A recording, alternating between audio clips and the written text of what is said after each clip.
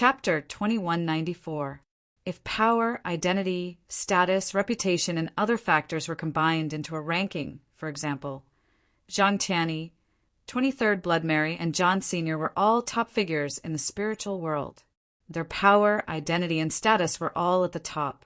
There was no room for improvement. At least, the possibility of improvement was very small. Chun Zhao and Baifla were close to the top. For example, Baifla's power was slightly lacking, but his identity and status were also not to be underestimated. Chun Zhao's identity, status, and reputation were slightly lacking. Nevertheless, they were already top in a certain aspect. At least one of them could be mentioned in the same breath as the top few. Below them were the publicly recognized experts. Some people classified them as top experts.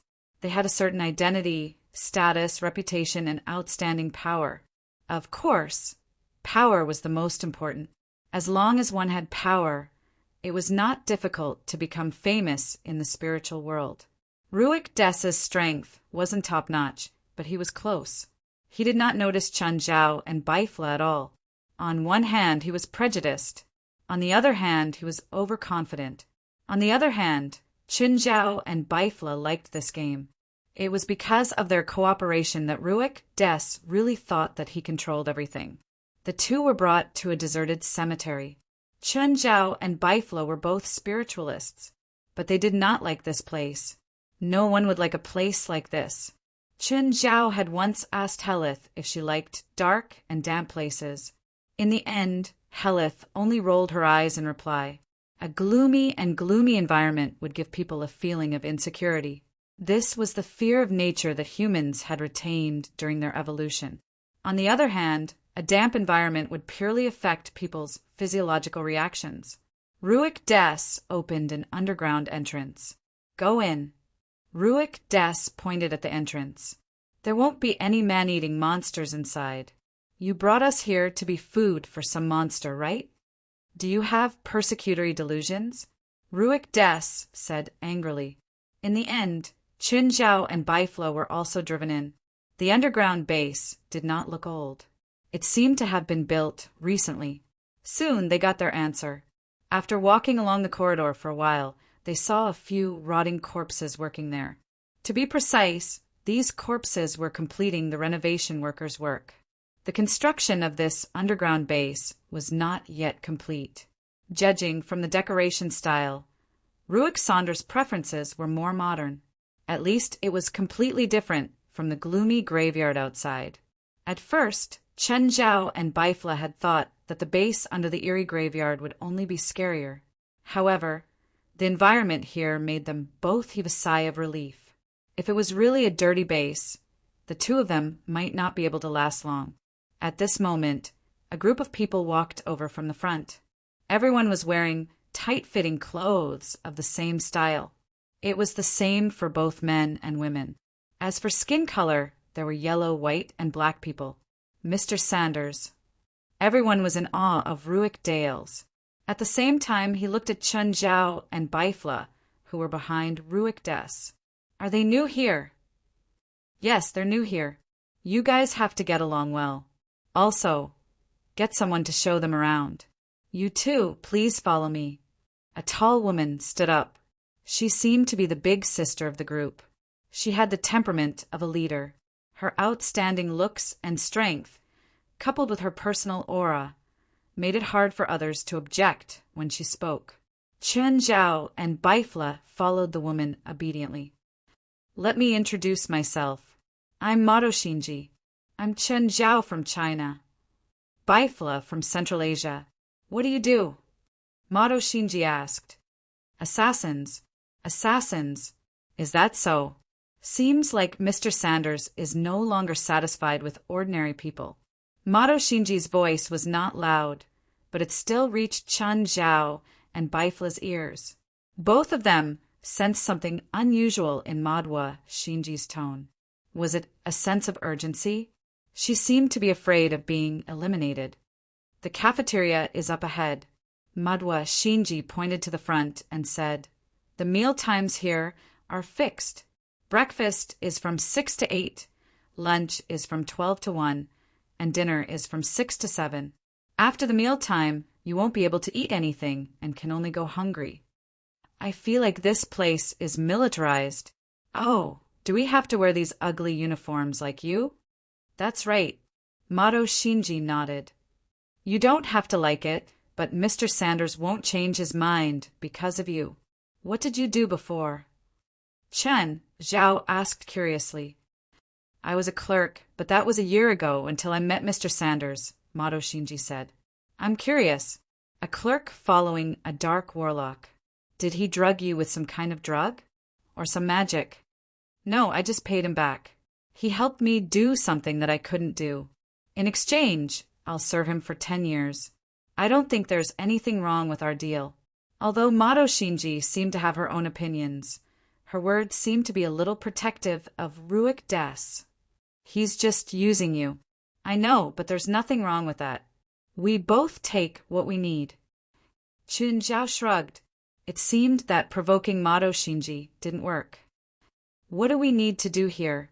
Accept experiments and modifications, like in the movies. Something like that. Will you mutate and go crazy in the end? That's right.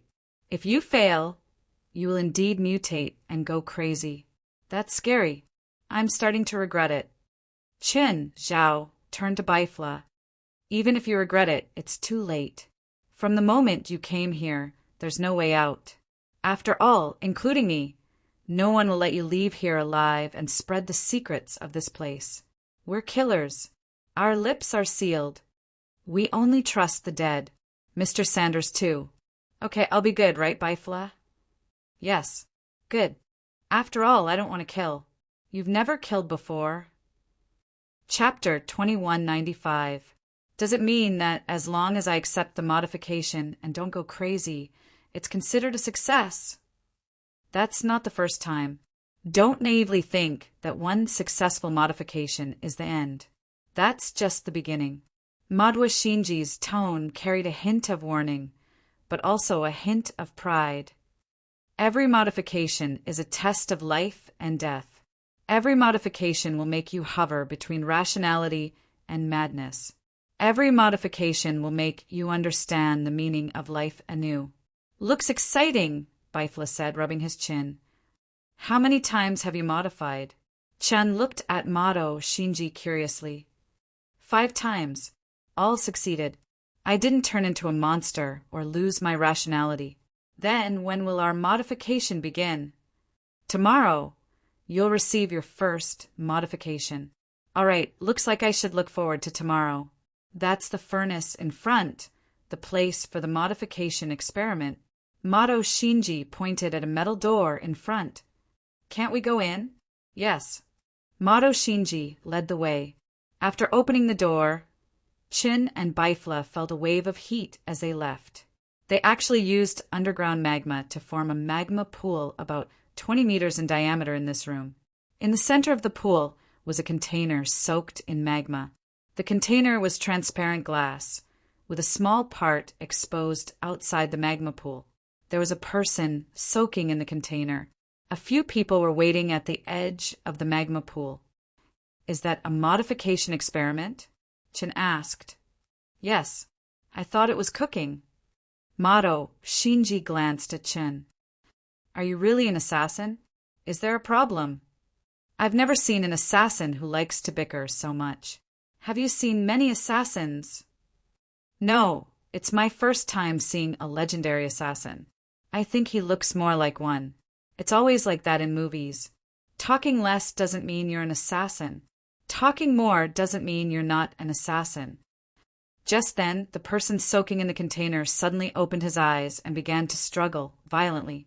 He tried to smash open the container, but the glass container seemed to be unimaginably tough. The liquid in the container also absorbed his beating. Outside, Qin and the others couldn't even hear the sound of the people inside the container hammering.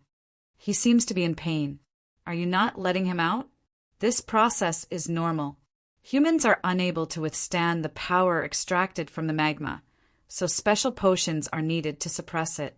Even so, it will still cause a huge impact on the human body and mentality. If one can persist, then it will be considered a success. What if I don't make it? Falling into madness will also turn you into a monster. You're talking about injecting the energy extracted from the magma into a person's body. Let's not talk about whether it's possible. Even if it's possible, can it turn a person into a monster? What turns people into monsters isn't the power extracted from the magma, but the special potions used to suppress it. Madhwa paused, then added, if this special potion is not used, the person will definitely die, but if it is used, there is a possibility of success.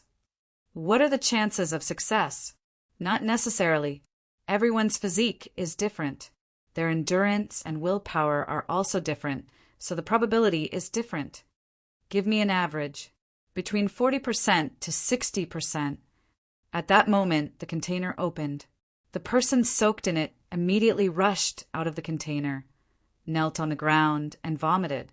The surrounding staff hurried forward, wanting to help the person up. But Madhwa, who was standing at the edge, immediately shouted, "Everyone step back!" When the surrounding staff heard Madhwa's words, most of them were stunned for a moment, but they still obeyed Madhwa's order and retreated to the side. Madhwa clearly noticed the abnormality of the person undergoing the transformation experiment. He was roaring like a wild beast. Suddenly he raised his head. Chun and Baifla noticed that his face had become slightly distorted. The person glared fiercely at Madhwa, Chun and Baifla in front of him. Chun and Baifla seemed to have discussed it before, and both took a step back. "He looks a little scary, Miss Madhwa. I'll leave him to you." Madhwa Shinji did not have any objections and took a step forward. "Ninku, calm down, you still have a chance. Don't give up on yourself." What responded to Madhwa Shinji was a hysterical roar from Ninku. Fur began to grow on Ninku's body. At the same time, he pounced towards Madhwa. Madhwa immediately went up to meet him. First, she avoided Ninku's attack, and at the same time, she hit him hard in the abdomen. Ninku rolled a few times on the ground and stood up unscathed. Chun and Baifla stood outside the battle circle to watch the show, and they were making sarcastic remarks while commenting. Her fighting skills are so amateur. Apart from her outstanding physical strength, her performance looks very bad. Their voices were neither loud nor soft, but it was enough for Madhwa to hear. Madhwa was so angry that she was about to vomit blood. If Ninku hadn't given her great pressure, she would probably have turned around and punched them a few times. But Chun and Baifla obviously did not suppress their cold-blooded nature. He was still talking incessantly. The more Madhwa listened, the angrier she became. Ninku, who had fallen into madness, was already hopeless, and Madhwa could not get rid of Ninku in a short time. Of course, there was another very important reason. Madhwa Shinji showed some mercy. After all, they were once companions, and the degree of Ninku's mutation was not very big. Madhwa still had some hope that Ninku could regain his sanity. However, the two sides fought for a while, but still no one could do anything to the other. After fighting for 10 minutes, Madhwa repelled Ninku with one blow. She also took a few steps back to regroup. Madhwa looked at Chun and Baifla. "Since you think I didn't perform well, then let me see what you can do." Madhwa suddenly took 2 steps back. At the same time, she reached out and pushed Chun and Baifla's back. The two stumbled in front of Ninku. At this time, Ninku also attacked the two. Baifla suddenly reached out and slashed forward. Ninku's neck was instantly cut open, and blood splattered all over Baifla. Under Madhwa's stunned gaze, Ninku's lifeless body slowly fell to the ground. Madhwa looked at Baifla in a daze. "How did you do it?" Chapter 2196. See, this is the difference between a killer and a regular person. Grinning, Chun Zhao put his hand on Madhwa Shinji's shoulder. Madhwa Shinji's expression darkened. She flung Chun Zhao's arm away. But Baifla had easily killed Nink, who'd gone mad. It still made Madhwa Shinji feel a little uncomfortable. She wasn't sad about Nink's death. To Nink, Death was a form of release. She just felt that even after 5 modifications, she still couldn't compare to a newbie. Was there really such a huge difference between a professional killer and a regular person like her? Madwa Xing knew her own strength and ability. After the modifications, she already had abilities far beyond a regular person. But Baifla had crushed her in a strange way. Madwa Shinji turned and left. Chun Zhao and Baifla still followed her. Madwa Shinji felt a sense of danger. This was her only home. Even if Ruik Des was using her, she didn't feel anything. At least here, someone needed her. She could also show her value. But the appearance of these 2 killers made her feel like she was about to be eliminated. She felt like she was about to be eliminated. Without a doubt, there was a fundamental difference between a regular person and a killer. For example, if it was the Mado Shinji from a year ago, she definitely wouldn't be able to fight against the crazy Nink. But Baifla had ended the battle in the blink of an eye. If the 2 could be like her and go through 3 for times, no, maybe they only needed 1 successful modification experiment, they would surpass her in all aspects. Would she still have any value then? Are all assassins like you?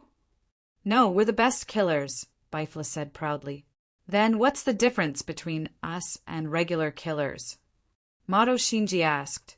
Just like the difference between you and regular people, Baifla said. Of course, Mado Shinji knew how big the difference was between her and regular people. Mado Shinji brought Chun Zhao and Baifla around the underground palace a few times. Finally, she brought them to their residence. This was a residential area, even though it was underground. Although it was underground, there were some modern facilities that wouldn't make people uncomfortable. Chun Zhao and Baifla were placed in the same room. Chun Zhao drew a line in the room. Don't cross this line, especially when I'm asleep, or I'll kill you. 10 centimeters more on your side, Baifla said coldly. At the same time, he redivided the room. I think you're the one who's been drinking too much. Chun Zhao added another line. It's about time. It's not almost the same. You have more and I have less. Chun Zhao didn't like staying in the same room with men. Baifla didn't like it either. Both of them were the type of people who were particularly strong. They would not give in to the other party. You want to fight? Do you think I'll be afraid of you? At this moment, the door was pushed open. Mado Shinji looked at the messy room. What are you doing? I want to change rooms, Baifla said straightforwardly. I also want to change rooms. I'll leave this room to him. We didn't change rooms. You'd better behave yourselves. Don't cause trouble here, Maduo Xing said coldly, then turned around and left the room. Chun Zhao glanced at Baifla and also left the room. He pushed open the opposite door. When the 2 people inside saw Chun Zhao come in, they were both stunned. Hi, I'm new here. My room is opposite. Can I change rooms with you? Get out, kid. Hearing that Chun Zhao was new, the 2 acted like seniors, not giving him any face at all. 3 minutes later, the 2 dragged their luggage out with swollen noses and noses. As soon as they reached the door, the other 2 also dragged their luggage out. What happened? Don't mention it. A** Shoal came and wants to change rooms with us. Us too. Bang bang. Are you asleep? Idiot, don't knock on the wall so hard. I don't want to change rooms.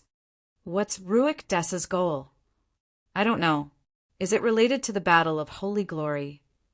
This underground base clearly took some time to build. It wasn't specially prepared for the Battle of Holy Glory. Also, his other nickname is Immortal Gonling. He's famous in Eastern Europe, but he doesn't have any criminal records. So no one wants him. Fine. Chun Zhao shrugged. What do you plan to do with this guy? If he's not that annoying, he'll leave after the game ends. If he makes me annoyed, I'll kill him after the game ends. What's your standard of annoyance? You're the standard, Baifla said. Chun Zhao wanted to punch through the wall and pull Baifla over. But after thinking carefully, he gave up on the idea. After all, changing rooms was too troublesome. He'd already done it once. If he did it again, it might arouse Ruik Des's suspicions. Oh, when's the next battle of Holy Glory? 3 days later. That means we only have 3 days. Maybe not 3 days. Why? Maybe you'll be exposed tomorrow. Even if you're exposed, I won't. As long as I don't use my real power, Ruik Des won't notice. Chun Zhao and Bifla chatted for the whole night. Both of them were the kind of people who were extremely poor and bored. Plus, they were full of energy. They couldn't stay idle for a few days. The next day, Chun Zhao and Bifla were woken up. After breakfast, the two of them were called to Ruik Des. Mato Shinji was in the room too. I heard you guys killed the crazy Ning with one move yesterday? Not us, Bifla said matter-of-factly. Ruik Des looked at Chun Zhao. What about you? How strong are you compared to him? Not weaker than him, Chun Zhao said, glancing at Bifla provocatively. Both of you are excellent candidates. Ruik Dales had wanted to say excellent test subjects, but he didn't say anything. However, considering the two's state of mind, he changed his words. With your abilities, the first modification experiment should be fine. Then let's begin. I can't wait to become stronger. Very good. But before that, you better stay calm. The calmer, the better. Our training has made us good at controlling our emotions. That's great. Let's begin. Who's first? Him. Him. Chun Zhao and Bifla said at the same time. Chapter 2197. Loik Des wasn't asking for their opinion. He pointed at Chun Zhao and said, You first. Chun Zhao was helpless. He could only drag his clothes and walk toward the container. He stepped into the container, and the liquid immediately wrapped around him. From a medical analysis, the potion had strong skin irritation. Chun Zhao felt it and analyzed the components of the potion at the same time. If it was a simple mutation potion, Chun Zhao knew how to make it. It wasn't any special or complicated potion. However, the components of the potion in this container were more complicated. For a layman, it was almost impossible to analyze the components. Mato Shinji stood at the side and looked at Chun Zhao, who was soaking in the container, with a complicated expression. Loik Des crossed his arms in front of his chest. His expression couldn't be seen. Bifla found a seat at the side and sat down. Mato Shinji glanced at Bifla. Bifla was even more relaxed than Loik Des. It was as if he was a complete stranger soaking in the container. Aren't you worried at all? Worried about what? Bifla said, unconcerned. Even though the first experiment isn't very risky, it's still dangerous. Aren't you worried that something will happen to him? If something happens to him, I'll be happy to see it. Isn't he your friend? When did you have this misunderstanding? We're not friends. Mato Shinji couldn't help but be confused. What was Chun Zhao's relationship with Bifla? 10 minutes, 20 minutes, 30 minutes. At first, Mato Shinji looked at the time every 10 minutes. Later on, she looked at the time every minute. The longer Chun Zhao soaked in the container, the more impatient she became. 30 minutes. This was the record she'd once set. The potion in the container had a terrifying, corrosive effect. Both the body and the mind were corroded. The longer one persisted, the more medicinal potency one absorbed, the stronger the individual's strength would be, and the stronger the corrosion would be. Usually, 10 minutes was a normal person's limit. After this time, unpredictable changes might happen. After 20 minutes, there would be an extremely strong adverse reaction. If one didn't come out within 30 minutes, their body might mutate and their mind might become twisted. But Chun Zhao had already soaked in the container for 40 minutes, and there was no reaction at all. Just like the last time when Ning Ku was soaked in the container for more than 20 minutes, he had an extremely strong reaction and even lost control. Right now, Chun Zhao seemed to be asleep. Chun Zhao, that's enough. Bifla's voice rang in his ears. Chun Zhao suddenly opened his eyes and looked at the people outside the container. Then, Chun Zhao gestured at the container, gesturing for everyone to open the lid. After the container was opened, Qin Zhao jumped out. Loic Des and Mato Singe looked at the wet display. Neither of them avoided the completely naked Qin Zhao. Of course, Qin Zhao didn't really care. How do you feel? Ruic Des looked like he was admiring his own work. In fact, he did treat Qin Zhao as his own work. Qin Zhao looked at his body and then shook his head. I don't know. I don't feel anything special. Ruic Des rubbed his chin and fell into deep thought. Was the physique of a professional assassin really that much stronger than that of an ordinary person? After staying in the container for 40 minutes, Qin Zhao had almost absorbed all the potion's power, but his body didn't have any negative reactions. Ruic thought for a while, then raised his palm, and a black light burst forth from his palm. The black light dissipated before it could reach Qin Zhao. Qin Zhao reacted quickly. He did a backflip and rolled several meters away. He'd almost been exposed. Qin Zhao clutched his chest, his expression somewhat pained. What are you doing?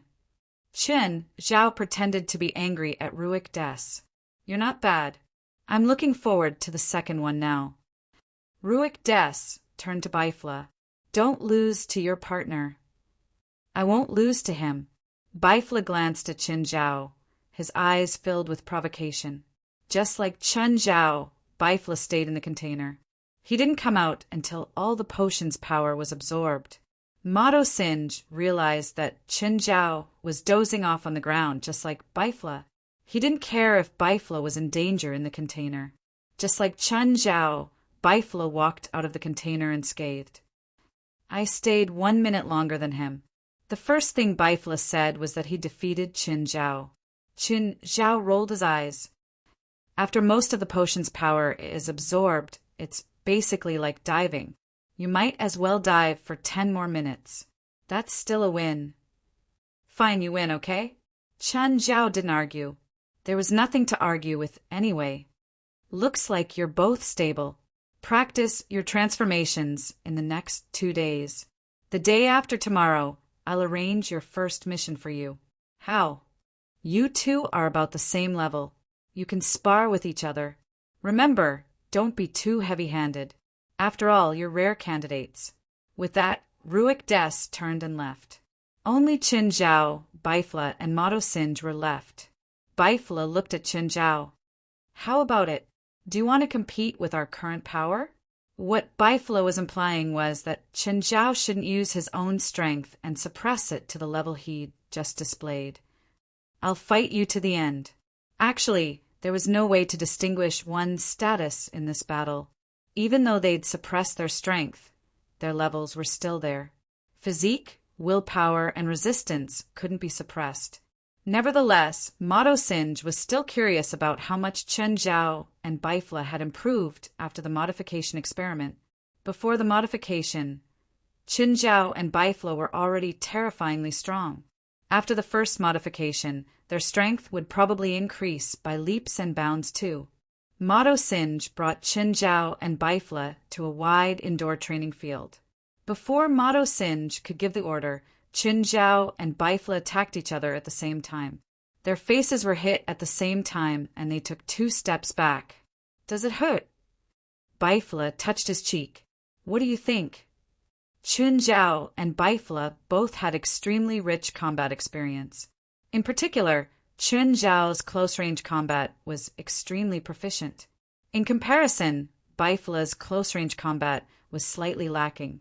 But with hundreds of years of experience, he could continuously improve himself in battle.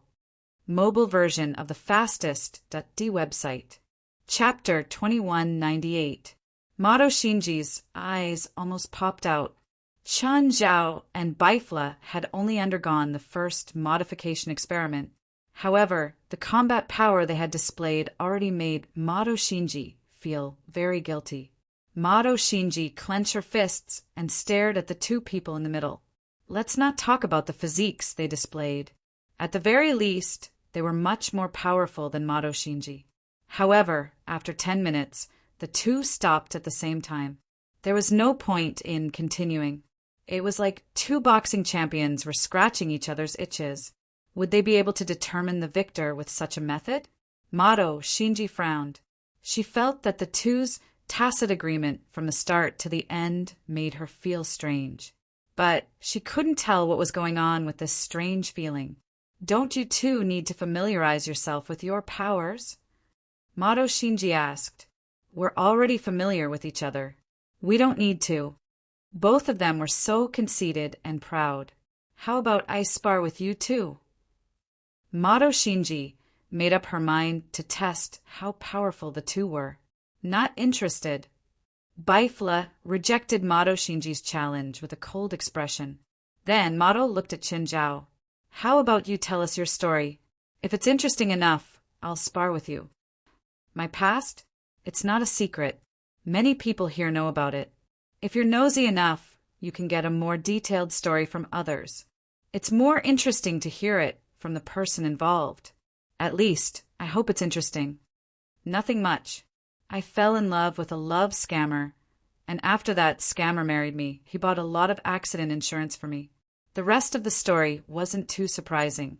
You should be able to guess that he planned an accident for me. When I was about to die, I met Mr. Sanders. Madwa Shinji's eyes sparkled with admiration at the mention of Reich Dose. Mr. Des saved me and made a deal with me. He threatened you and made you obey him. Hearing Chen Zhao's words, Mado Shinji's face turned red in anger. Mr. Des isn't as despicable as you say. He's more noble than anyone else. Chen Zhao rolled his eyes. To him, she was just a brainless fan who had been fooled by the facade. You call experimenting on living people noble? Have you misunderstood the definition of nobility? He's never forced you, Madwa Shinji argued. Maybe that swindler was arranged by him. Nonsense. Mado Shinji was furious. She raised her fist and swung it at Chen Zhao. Chuckling, Chen Zhao took a step back and dodged Mado Shinji's punch. Destroying the faith of others is a very immoral thing to do, Baifla said calmly. Mado Shinji turned to look at Baifla fiercely. You have the same idea as him? No, he's just teasing you. I know. Mado Shinji was still angry. Mr. Des is not as despicable as he said. Just based on Ruik Des's ability and the time cost, if he really needs you to work for him, he doesn't need to go through so much trouble. Humph. Madwa Shinji snorted and turned to leave. Baifla was giving an explanation. However, this explanation did not satisfy her. To Mado Shinji, Ruik Des was a god in her heart. When she needed help the most, God did not help her. It was Ruik Des who had helped her. Therefore, she would not allow anyone to insult Ruik Des. She would not allow anyone to tarnish her faith. At that moment, Mado Shinji saw Ruik Des in the laboratory. He was making some complicated magic potions. Mado Shinji pushed open the lab door. Ruik Des did not raise his head. Instead, he continued with his work. Mado, I can feel that your mind is very active. What happened? Mr. Des, those two guys are much stronger than normal people, but they are not loyal to you. They have no respect for you at all. I don't need respect, Ruik Des said calmly. I don't need anyone's loyalty. I said that this is a deal, just like the deal with you. Even if you say that, you can't change my decision. Mr. Des, I will always be loyal to you. I don't need it. I said that this is a deal. Mr. Des, do you want them to carry out the mission tomorrow? Yes. Is there a problem?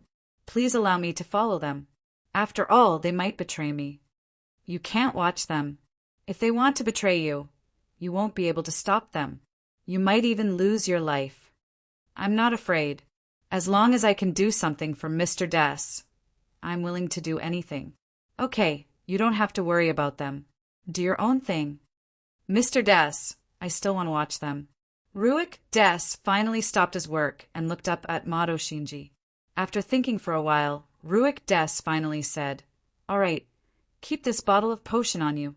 It can increase your strength tenfold, and it has already lasted for more than an hour.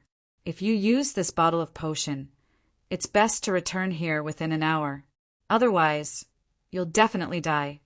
Mr. Des, I'll keep a close eye on them. Mato Shinji hesitated for a while before saying, Mr. Des, those two are slandering you. The Asian called Chen Zhao said that you were the one who arranged the scammer. I don't need to do that. You're not worth my effort, Ruik Des replied. Though his reply was even harsher than Baifla's earlier words. However, Mato Shinji felt satisfied. Mr. Des, what mission do you want them to carry out tomorrow? Stealing corpses, Ruik Des replied. You can give this mission to me, or someone more loyal. Why do you want them to do it? Because the corpses they want to steal don't belong to ordinary people. The corpses are all guarded by spiritualists like me. You're not bad, but you can't carry out this mission yet. Comparatively, as killers, they're more suitable for this mission. They know how to hide and escape. Okay, you can leave now. Don't disturb my experiment. Ruik Des once again focused on his work. Mobile version of the fastest.d website. Chapter 2199. The next day, Qin Zhao and Baifla were both called to Reich Dos. Of course, Mato Shinji was there too. The reason I called the three of you here today is to ask you to do something for me. Reich Dos glanced at Mato Shinji, even though she was actually monitoring Chen Zhao and Baifla. Of course, he couldn't say that in front of them. Nominally, she was carrying out the mission with them. I need some corpses. You three need to help me get some corpses. They shouldn't be corpses lying in the morgue, right? Baifla asked. That's right. When these corpses were alive, they were special people just like me. Baifla didn't deny it. Their corpses won't be left in the morgue either. There will be special people guarding them. So you're sending us to our deaths? We've been strengthened, but that doesn't mean we can fight against people like you. Qin Zhao said, pretending to be angry. First of all, the ones who will guard the corpses won't be strong, and it's impossible for them to be at my level. Therefore, you guys don't have to worry. The average spiritualists might not be stronger than you guys. Actually, you guys are considered superhumans now. If you guys were in the supernatural world, you guys would be considered enhancers. Coupled with your rich combat experience, those spiritualists might not be able to do anything to you. That means we can kill people. Please don't. Reich Dos was shocked. Large numbers of spiritualists have come to Istanbul. The most outstanding spiritualists in the world are all here. Even the top spiritualists are here. If you kill any spiritualist now, there might be a storm of revenge. Reich Dos was ambitious, but that didn't mean he was stupid. He was also arrogant enough to think that he could defeat all the heroes. Not to mention the top existences. Any one of them could press him to the ground and rub him. Even among the people qualified to participate in the Battle of Holy Glory, there were a few who could defeat him. The consequences of killing indiscriminately in Istanbul were very serious. Ordinary people didn't need to be mentioned. If a spiritualist killed an ordinary person, or even if there was direct evidence that it was done by a spiritualist, there would be extremely serious consequences. As for spiritualists, even the most ordinary spiritualist might have a god standing behind them. He couldn't afford to offend anyone. Ruik Des suppressed his strong uneasiness. He had seen the bloodthirsty side of Chen Zhao and Baifla. At that time, he also catered to their interests and tricked them into coming here. However, the two of them performed well in the modification experiment. It was still worth it for Ruik Saunders. But when Chen Zhao said those words, Ruik felt his eyelids twitch. There will be a chance in the future, but not this time. What I want you to do is to bring the bodies here, not to kill. Do you understand? Ruik Des regained his coldness. You can't kill people? Boring, Chen Zhao complained. Ruik Des narrowed his eyes. Are you going to refuse my order? Okay, calm down. Chen Zhao chuckled and waved his hand. I'll listen to your orders. That's for the best. Let's move quickly. Then Chen Zhao, Baifla, and Mato Shinji were sent out of the underground base. Very soon, Mato Shinji realized that Chen Zhao and Baifla weren't going to the mission location. The two of them found a restaurant on the side of the road and ordered a lot of food. Aren't we going to the mission now? What's the rush? Chen Zhao rolled his eyes. Look at the time. It's daytime. Are you going to charge into someone's house and steal the bodies? It's not a hospital, it's someone's house. Fine. Mato Shinji was very unhappy with Chen Zhao and Baifla's negative attitude. But thinking about it, it did seem to make sense. Going to someone's house to steal a body in the daytime. It really wasn't a good idea. After thinking for a while, Mato Shinji said, "Then follow me somewhere." "Where?" "Don't worry about it. Just follow me." "Ms. Mato, please be clear. We're not your subordinates." Mato Shinji stared coldly at Chen Zhao and Baifla. "Are you sure you want to reject my request? Ms. Mato, you might not be able to defeat us. Although you've gone through 4 modification experiments, your foundation is much weaker than ours. Plus, there are 2 of us and you're only 1. Do you think Mr. Sanders didn't give me any trump cards? Do you think he doesn't know your personalities? Fine, I'll listen to you, Ms. Mato." Chen Zhao's change in attitude was out of Mato Shinji's expectations. She stared at Chen Zhao, who was smiling playfully. She could clearly feel that Chen Zhao wasn't afraid of her.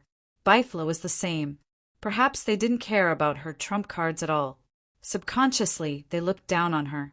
Chen Zhao seemed to be compromising, but in reality, he just didn't want to fall out with her so soon. The 3 arrived outside a private house. Chen Zhao, Baifla, and Mato Shinji stood opposite the community road. They stared at the house from afar. "What kind of people live in there? Are they your enemies? Do you need me to go in and kill everyone inside?" Mato Shinji glared at Chen Zhao. "Shut up." Just then, a car stopped in front of the house. A man and a few children of different ages alighted from the car. There were 4 children in total. One was 11 or 12 years old, one was 8 or 9, one was 4 or 5, and the last one was in the man's arms. It was less than 2 years old. Mato Shinji couldn't help but get excited. She stared closely at the child beside the man. At that moment, another woman got out of the car. She was pregnant. Mato Shinji held onto the tree trunk, her palms tearing through the bark. "Is that man the liar you mentioned?" Chen Zhao asked curiously. "Didn't you say he died?" "No, he's my ex-husband." "Oh, so those children are your children? It's not a wise choice to bring 2 killers to visit someone you care about," Baifla said indifferently. Mato Shinji was stunned. She really hadn't thought about this. She'd brought Chen Zhao and Baifla here because she had a mission to monitor them. She couldn't let Chen Zhao and Baifla out of her sight. But she also wanted to see her own children. That was why she'd brought them along.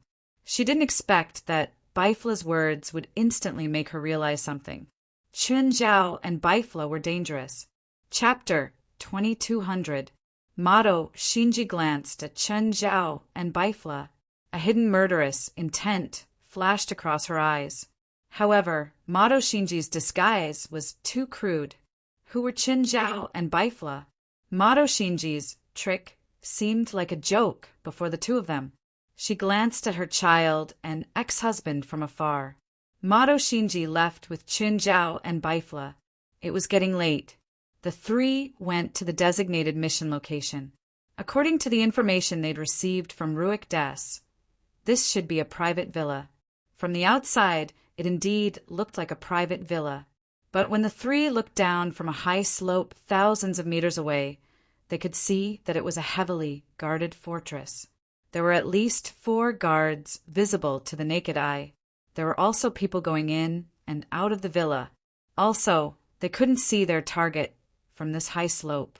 Those people had probably placed the corpses inside the building. Chen Zhao glanced at Baifla. At this distance, even Chen Zhao couldn't sense the situation inside the villa. But Bifala's senses could definitely tell. Bifala was expressionless, though. Chen Zhao couldn't see anything from his face. Inside the villa, an old man in a gray robe sat on the sofa. He held a metal walking stick with his hands, and his eyes were slightly closed. Just then, a young spiritualist came in from outside. "Mr. Rodman, I sense that someone's spying on this place." The old man, called Rodman, didn't open his eyes. He only replied, "Got it. You can leave." The young spiritualist left the hall, respectfully. "Hey, homie." Another copper called the young spiritualist. "Come here." "What for?" Homie came to a corner. "That old man Rodman still hasn't reacted? You're new. Of course you don't know." "Know what? Could it be that the old man is blind?" "Mr. Rodman cultivates blind. People who cultivate this can't open their eyes." "What happens if they open their eyes?" "Everyone around will lose their vision," Hami said. "What kind of spell is this? Or is it some kind of ability?" "This is a special characteristic of the blind magic." Although Mr. Rodman did not open his eyes, his mind has always been observing his surroundings. His senses are sharper than anyone else's, so even without his eyes he knows what is going on. Although the effect is quite good, it's only effective against ordinary people. Even if spiritualists lose their vision, they still have other senses and perception abilities. Naive. Losing your sight is just your first reaction. Although Mr. Rodman's strength isn't the best, he is known as the undefeatable blind. Do you know why? Why? Because no one can defeat him. Isn't that an exaggeration? There are so many spiritualists in the world, and there are even a few top-notch existences. How is it possible that no one can defeat him? It's because he can only open his eyes once. Once he'll be invincible. As long as one falls into darkness, he can banish everyone who falls into darkness to the world of darkness. No one can be exempted, not even the strongest spiritualists. Hami said, "This is the secret of his invincibility, the only chance in his life to be invincible." So powerful? Of course, so it's safest for Mr. Rodman to guard the corpses of these spiritualists. No one dares to offend him. There's no way to avoid falling into darkness. Not any known magic, be it Eastern or Western, Roland said. Since that old man is so powerful, why does he need us? How boring. Other than Rodman, the other guards here were the younger generation of various forces. This was because this was where the corpses of those who died in the Battle of Holy Glory were stored, and because the grudges between the various forces were complicated. Moreover, the corpses of spiritualists were also very valuable. If only someone from one force was guarding the corpses of the spiritualists, no one knew what kind of trouble would occur. In the past, a spiritualist guarding the corpses secretly refined the corpses. In the end, it led to a war between the forces. Therefore, in the Battle of Holy Glory, as long as the corpses of those who died in the battle were under unified management, the various forces would also send people to temporarily guard the corpses. Basically, if someone died in a forces team, that force would have to send someone to temporarily guard the corpses. Of course, Rodman was the person in charge here. Therefore, most of the time this place was peaceful. Inside and outside, no one dared to peep here. After all, the risk of facing Rodman was far greater than obtaining the corpses of a few spiritualists. The benefits and risks were not proportional. So, of course, the situation was peaceful. Of course, occasionally, some reckless thieves would come here to take advantage of them. Most of the time, Rodman didn't need to do anything. The entry-level disciples or members of the various forces were enough to send those thieves away. You have super perception. Do you know who is watching over us this time? I don't know. Even Mr. Rodman, who is in charge here, doesn't know and actually dared to peep here. It's most likely a group of brainless idiots. Idiots are good too. Those big shots are participating in the Battle of Holy Glory, and we small people are guarding the corpses here. Finally, we have a chance to exercise our muscles. We can't beat those great experts, so we can use this group of idiots to practice our skills. The guards in the villa soon knew that a group of people had their eyes on this place. Most of the guards were already extremely bored. They heard that they could fight with others and that they could do it openly. They were all very excited. The villa looked peaceful under the night sky, but the guards inside were all overflowing with fighting spirit. "Ms. Motto, what's your plan?" "One of you is in charge of attracting the guards' attention," Motto Shinji said. "One of you go in and find and steal the corpses. I'll be here to support you." "You really know how to choose missions," Chen Zhao said mockingly. "Isn't the mission too difficult for you? It's getting late." "Hurry," Bifla urged. "Okay, Ms. Motto. There's still some distance from here to the villa, but don't let your guard down. This isn't a safe zone. Those guys have all kinds of strange abilities. Who knows what special ones they might have? You don't have to be so nosy. Just mind your own mission." Mobile version of the fastest.d website. Chapter 2201. Chen Zhao glanced at Bifla. "Are you going to restrain him, or should I?" Chen Zhao asked. "Rock, paper, scissors," Bifla said emotionlessly. Chen Zhao and Bifla attacked at the same time. The winner was decided immediately. Chen Zhao lost. He could only accept the result helplessly. With that, Chen Zhao put on his black mask. He was also wearing a black shirt and pants. One could tell at a glance that he wasn't a good person. In the distance, Motto Shinji stared expressionlessly at Chen Zhao and Bifla outside the house. When she saw Chen Zhao's attire, she was still a bit dazed. Chen Zhao's attire was too eye-catching.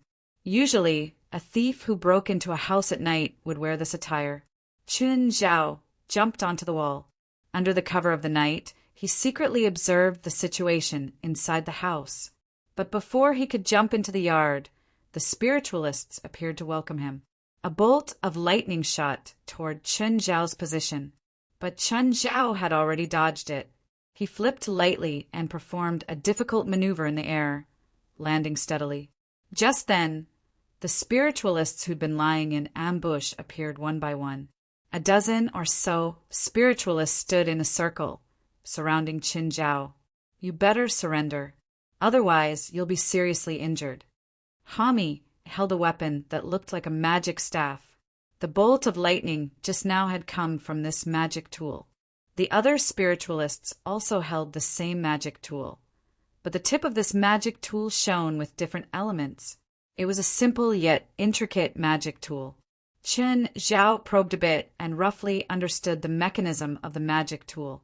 No matter what element the spiritualist had, as long as they poured magic power into the tool, they could create magic attacks of the tool's own element. In the distance, Motto Shinji, who was using a telescope with night vision, frowned. She wasn't worried about Chen Zhao's life. She was worried about what would happen if Chen Zhao was caught. Would it implicate Ruick Des? At this moment, the situation changed again. With incredible speed, Chen Zhao flipped backward and flew into the bushes behind him. The spiritualists were stunned at first. Then they used the magic tools in their hands to shoot randomly into the grass. But when they flipped over the grass, they realized that Chen Zhao had already escaped. Ah! Just then, a scream came from a corner not far away. The spiritualist hurriedly ran to the corner. He found a copper coin lying on the ground. "My neck! Help me! Help me!" Chen Zhao escaped from the bushes and ran into the spiritualist, blocking his way. Although he was a little heavy-handed, he didn't kill. However, the feeling of having his neck broken by Chen Zhao was definitely something he had never felt before. In fact, the neck was second only to the crotch in terms of pain receptors. This was also why the strange phenomenon of sleeping was reflected on his neck. Everyone could only see his back. With a flip, Chen Zhao charged into the villa through the window. Just as Chen Zhao was about to run, he saw a balding old man sitting in the hall. Even though the old man was sitting on the sofa, he was still leaning on his cane. Chen Zhao walked to the front and saw an old man with his eyes closed. The old man looked like he was asleep, but Chen Zhao knew that the old man wasn't asleep. Also, with his aura, he was probably a boss-level character. "Hi, Sorry to disturb you. Qin Zhao greeted the old man generously. Rodman tilted his head slightly, and the walking stick in his hand hit the ground heavily. Clang! Instantly, Qin Zhao felt a shock wave spread from the point of contact between the cane and the ground. Then, all the glass windows in the entire villa were shattered. The young spiritualists who'd chased Qin Zhao had just entered the villa from the various entrances. He was sent flying by the shock wave that came head-on. Qin Zhao only covered his face with his arm. His night suit was slightly damaged. As for himself, he was completely unharmed. What a fierce old man, Qin Zhao couldn't help but comment. Rodman's eyes were still closed, but when he heard Qin Zhao's voice, he couldn't help but frown. Not dead? From his voice, he didn't seem to be injured. Rodman gripped the end of his walking stick tightly. Instantly, Qin Zhao felt like the entire world had turned upside down. No, it wasn't a feeling. Qin Zhao realized that his feet had left the ground and he was falling toward the roof. Gravity magic? It wasn't Qin Zhao's first time encountering gravity magic. However, this spell was not a gravity spell. Qin Zhao quickly realized that the feeling of weightlessness wasn't because of gravity.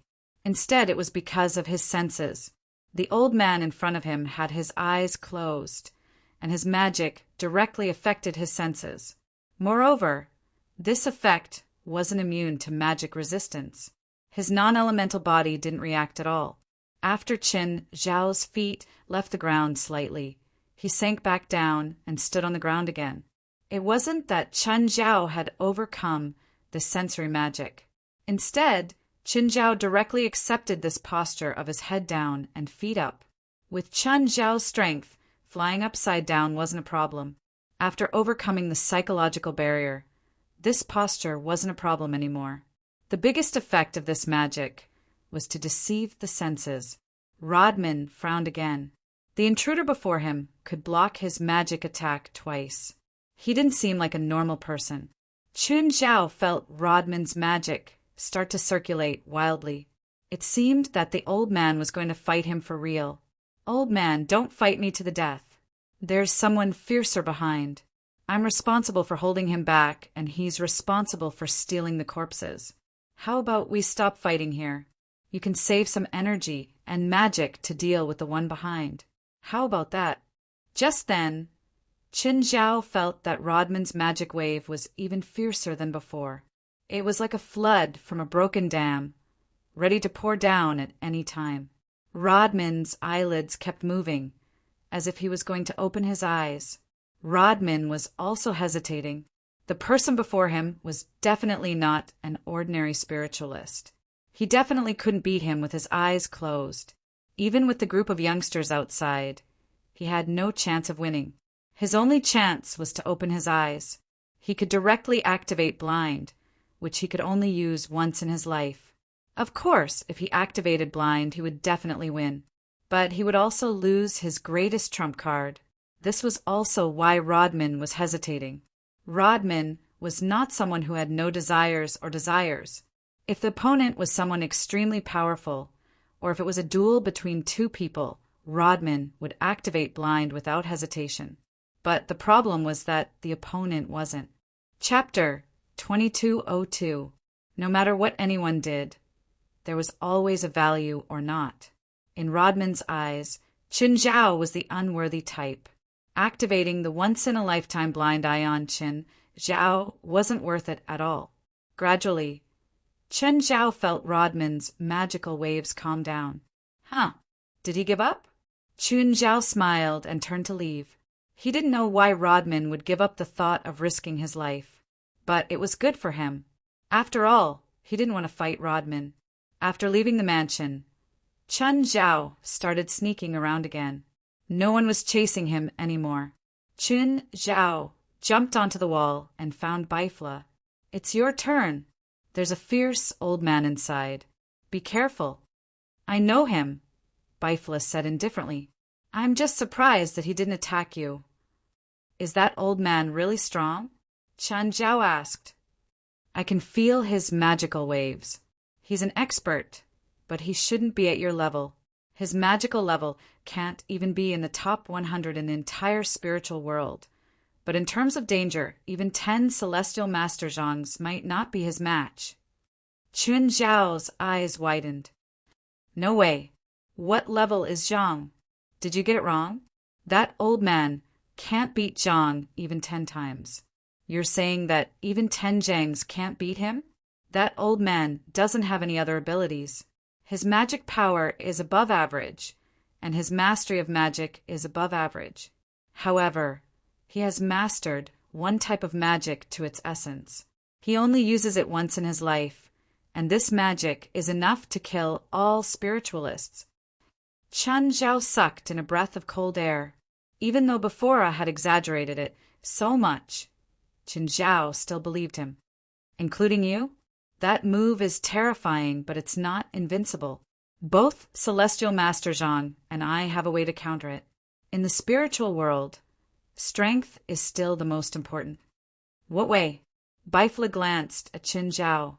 His figure gradually disappeared before Qun Zhao. Uffed, putting on airs again. A few minutes later, Qun Zhao saw Baifla drag 2 corpses out. The 2 corpses were in a body bag. Qun Zhao wasn't interested in opening the bag. All right, let's go. Qun Zhao took 2 steps back, not planning to take over at all. However, Madhua Shinji did not wait at the place they had agreed to. What should we do now? That motto disappeared. Qun Zhao looked around. Everything was dark. There was no sign of motto Xing at all. Baifla looked at the time. Wait for her for 5 minutes. If she doesn't come, we'll go back to the underground base ourselves. She either escaped or got caught. There's no need to wait for her. Qun Zhao didn't care about Madhua Xing's life or death. Baifla knew this as well, but he still waited for 5 minutes. 5 minutes later, Madhua Shinji still did not appear. We can go now. Baifla dragged the 2 corpses and disappeared into the night without looking back. After returning to the underground base, Ruik Des looked at Qun Zhao and Baifla. Where's Madhua? Missing, Qun Zhao said. Disappeared? Luke Des was doubtful about this. After all, Qun Zhao and Baifla were assassins. He even suspected that Qun Zhao and Baifla had killed Madhua Shinji. Why would she disappear? Qun Zhao told him the plan the 3 had come up with earlier. Luke Des furrowed his brows. He suspected that Qun Zhao was lying, but it wasn't likely. There was also another possibility. Madhua Shinji had been caught. Didn't you find any clues? As assassins, you should be good at this, right? We're assassins, not hunters. Take me to where Madhua disappeared, Luke Des said. Now, Qun Zhao wasn't very willing. We just finished a high-risk mission, Baifla said indifferently. Also, this is the first time in my career that I didn't receive any advance payment, so before we get the benefits, we won't listen to any of your orders. What he means is what I mean, Qun Zhao added. In Luke Des's eyes, Qun Zhao and Baifla were 2 big problems. He secretly decided that after he finished using them, he would let them die. Help me find Madhua Shinji. After it's done, I'll arrange a feast of slaughter for you. As long as you're strong enough, you can kill those preys as you please. Even though Qun Zhao and Baifla could tell what Luke Des was thinking, they still pretended to be interested. You said it, Baifla said coldly. If you can't satisfy my desire to kill, I'll start a massacre here. That's what you said. If you can't satisfy my desire to kill, I'll start a massacre here, said Baifla coldly.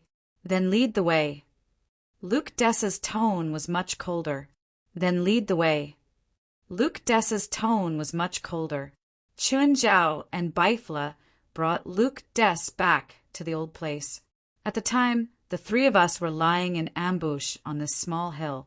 After sunset, we followed the plan and entered the villa. Miss Madhua was in charge of supporting us and helping us monitor the movements in the villa. But when we came back with the corpse, we found that she was already gone. Loic Des's face darkened. As he listened to Qun Zhao's explanation, he looked around. There was a weak magic reaction in this area. It should have been about 3 hours since the incident happened, but he could still feel the magic waves here. This meant that a very powerful spiritualist had been here. This also eliminated the possibility of Chen Zhao and Bifla's betrayal. At least in Luke Dessa's eyes, Chen Zhao and Bifla were two murderous killers, not spiritualists. There weren't many marks at the scene, and there weren't any serious signs of a fight. This only meant that Madwa Shinji had been controlled in an instant. Otherwise, she could at least use the berserk potion that he'd given her. She didn't even have the chance to use the berserk potion. This meant that this person was far more powerful than her. There's a weird smell here. Bifla suddenly rubbed his nose, acting uncomfortable. Weird smell. Luke Des turned his head to look at Bifla. What kind of weird smell? It's similar to your lab, Bifla said. What's this? Chen Zhao picked up a scale at an appropriate time. Luke Des immediately snatched the scale from Chen Zhao's hands. This is... Ruik instantly recognized the origin of the scale. Chapter 2203. In the spiritual world, there are many supernatural races with scales. The most prominent was, of course, the dragon race. But dragons were a minority. They couldn't compare to the total number of humans. Even the human spiritualists in the spirit world only made up a small portion of them. But the scale in Ruik's hand wasn't a dragon. If this was a dragon scale, Ruik Des would definitely turn around and leave. It was a snake scale. More accurately, it was a scale left behind by the swamp race. The swamp race was actually a snake demon. In the east, they were snake demons. But in the east, they couldn't form a race. In the west, they gathered themselves and formed a race. They called themselves the swamp race. They even formed a certain scale. The swamp race was a powerful force in the spiritual world, but they weren't the strongest. There were tens of thousands of swamp people, but they didn't have any top experts. Moreover, the descendants of the swamp race would mostly show signs of atavism. The so-called atavism was a litter of newborns. Most of them were ordinary snakes. Only a small number would inherit the name of the swamp race. Plus, there were human activities and the resources they possessed. So the swamp race's limit of 10,000 people was basically the limit. Of course, they could develop. This was mostly because their development path and ideals were in line with the values of modern society. Although their name was a bit scary, actually the other forces in the spiritual world had deep interactions with the swamp race. Ruik held the scale and thought for a long time. The swamp race was very difficult to deal with. They didn't have the terrifying, suffocating feeling of the dragons, but he still couldn't fight against them. Of course, it wasn't the entire swamp race in Istanbul, so Ruik was still hesitant about whether to risk starting a war with the swamp race. It could be seen from Ruik's hesitation, the difference between the swamp race and the dragons. In the end, Ruik decided to save Motto Xng. Do you want to start a massacre? Ruik Des turned to look at Chen Zhao and Bifla. You know the answer, Bifla replied indifferently, but you're not strong enough. Do you want to become stronger? Chen Zhao and Bifla both looked up at Ruik Des. Both of them wanted to see what Ruik Dales had up his sleeve. You all possess talents that mortals cannot hope to attain. For ordinary people, the modification experiments are incomparably dangerous, but for you it is not even comparable to the tempering you have experienced in the past. Just tell me, what do we need to do? My previous plan was to create a Superman. But in my plan I neglected the endurance of most people. In the end, I adjusted the plan. This modification experiment is actually a simplified version of the old plan. I originally thought that the plan would never start until I met you guys. Of course, I'm fine with it, Chen Zhao said honestly. As long as I can become stronger, I'm willing to accept your plan. Ruik Des looked at Bifla. What about you? He accepts it, and so do I. After returning to the underground base, Ruik Des brought the two of them to an area. Chen Zhao and Bifla had never been to this area before. In this area, there were some seemingly old instruments. They looked like products from the 50s or 60s of the last century. Perhaps because they had not been used for a long time, the instruments were covered in dust and even a bit damaged. Help me turn on the power. Also, help me open the valve over there. After turning on the power and valve, some indicator lights of the instruments lit up. At the same time, some thick liquid flowed through the pipes into 2 containers. Is this liquid the same as the magic potion we used before? Chen Zhao asked. In essence, it's the same, but the purity is higher. The one you used before was diluted. The first magic potion in the experiment was diluted to less than 5%. In every subsequent experiment, the purity would increase by 5%. The magic potion in front of you is 100% pure. Will these potions go bad? It looks like they have been stored for decades. The raw materials of these potions have been deposited for hundreds or even thousands of years, so they won't go bad. Even if they are stored for 10 times longer, their effects will not change. Chen Zhao and Bifla could both feel that Ruik Des definitely did not want them to become stronger. It was not to satisfy their desires. Ruik Des thought that he had everything under control. He thought that Chen Zhao and Bifla were doing this for the desire to kill. In reality, it was just to satisfy their evil interests. Take off your clothes and enter the containers, Ruik Des said. Leave the rest to me. You better be careful. Bifla's voice rang in Chen Zhao's ears. These potions are much stronger than the ones before. If they accidentally invade your body, your brain will be wiped out. I'll tell you the same thing, Chen Zhao said, looking at Bifla. What are you talking about? Hurry up and go in. Don't waste time. Chen Zhao looked back at Ruik Des. Fine. When Chen Zhao stepped into the container, he immediately felt the potions corrode his skin like sharp blades. Unfortunately, the effects were indeed strong to normal people, but they could not affect Chen Zhao. Bifla followed closely behind and stepped into the container. Ruik Des turned on the device. Chen Zhao could feel a high-voltage electricity being injected into the potions.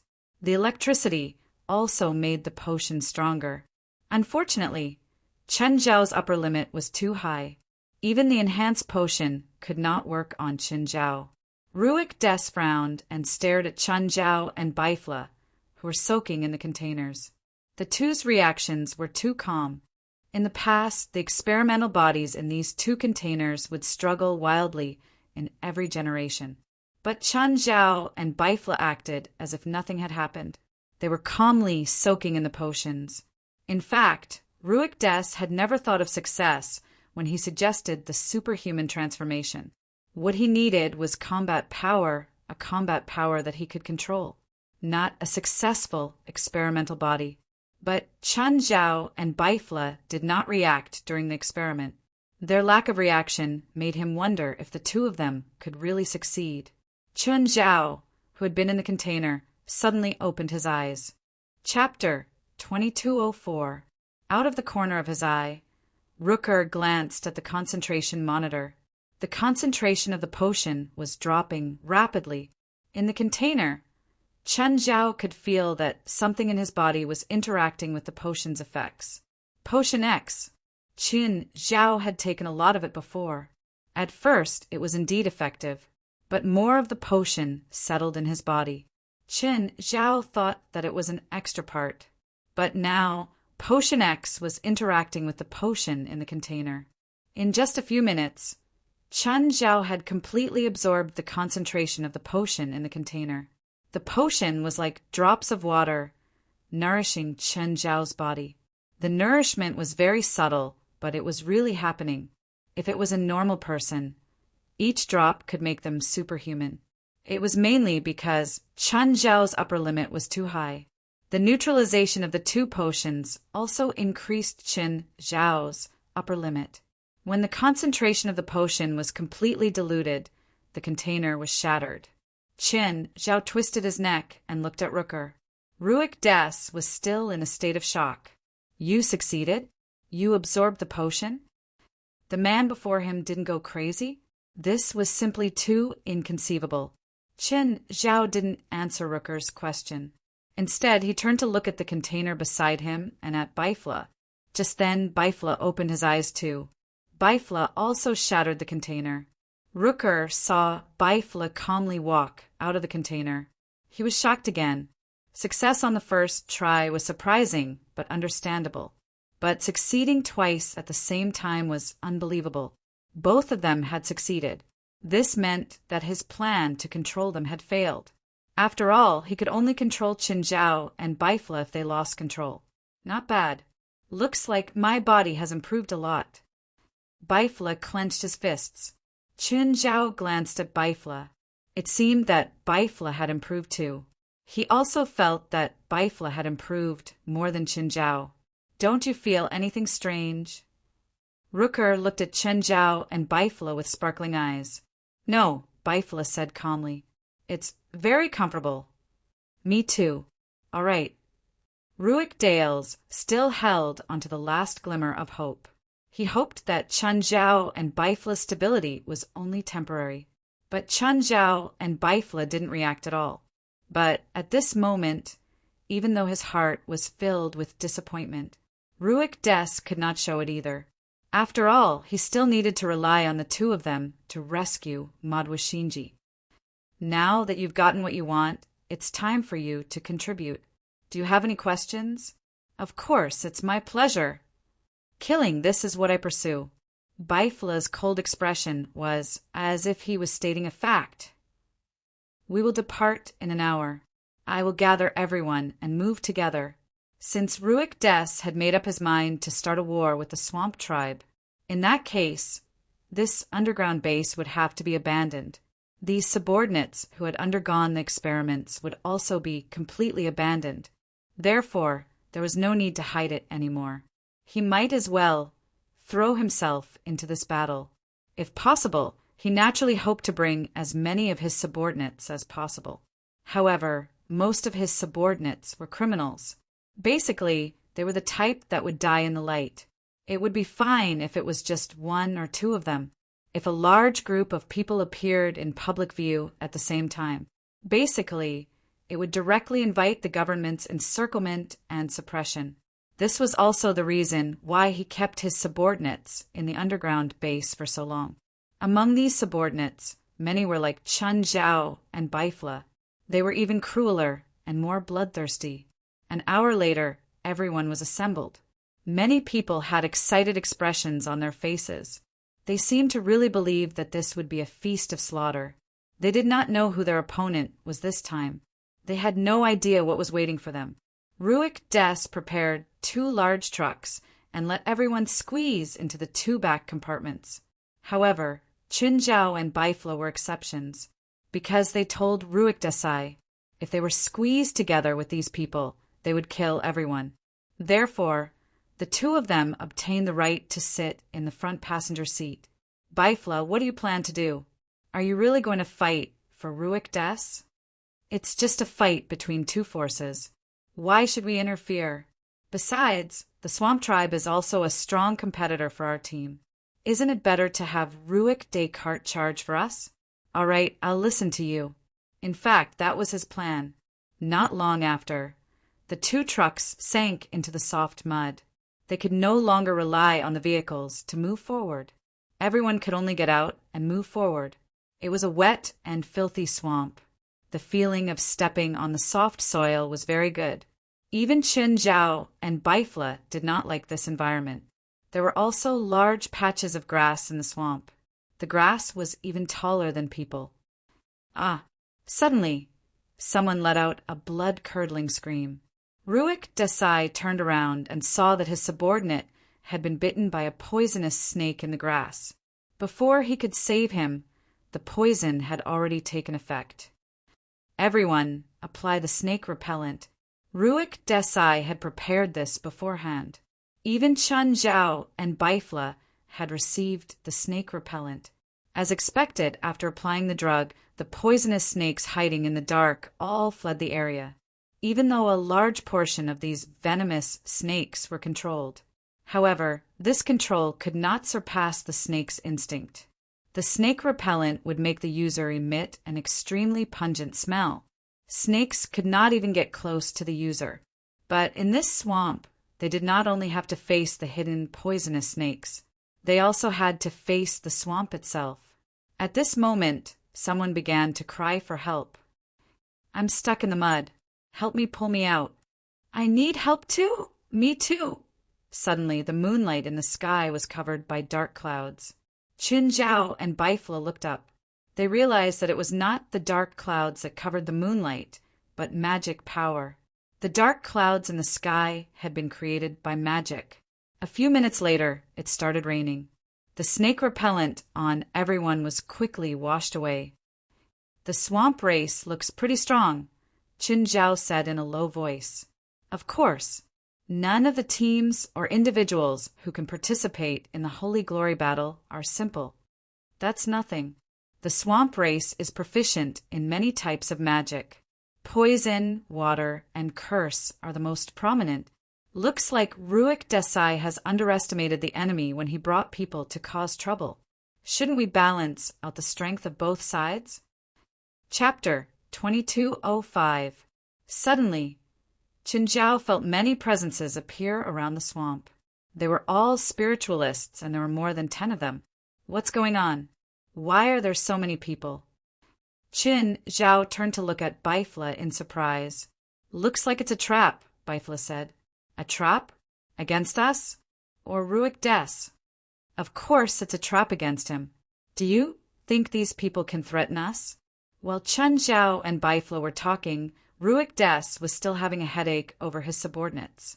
It was raining heavily, and the ground was even more muddy.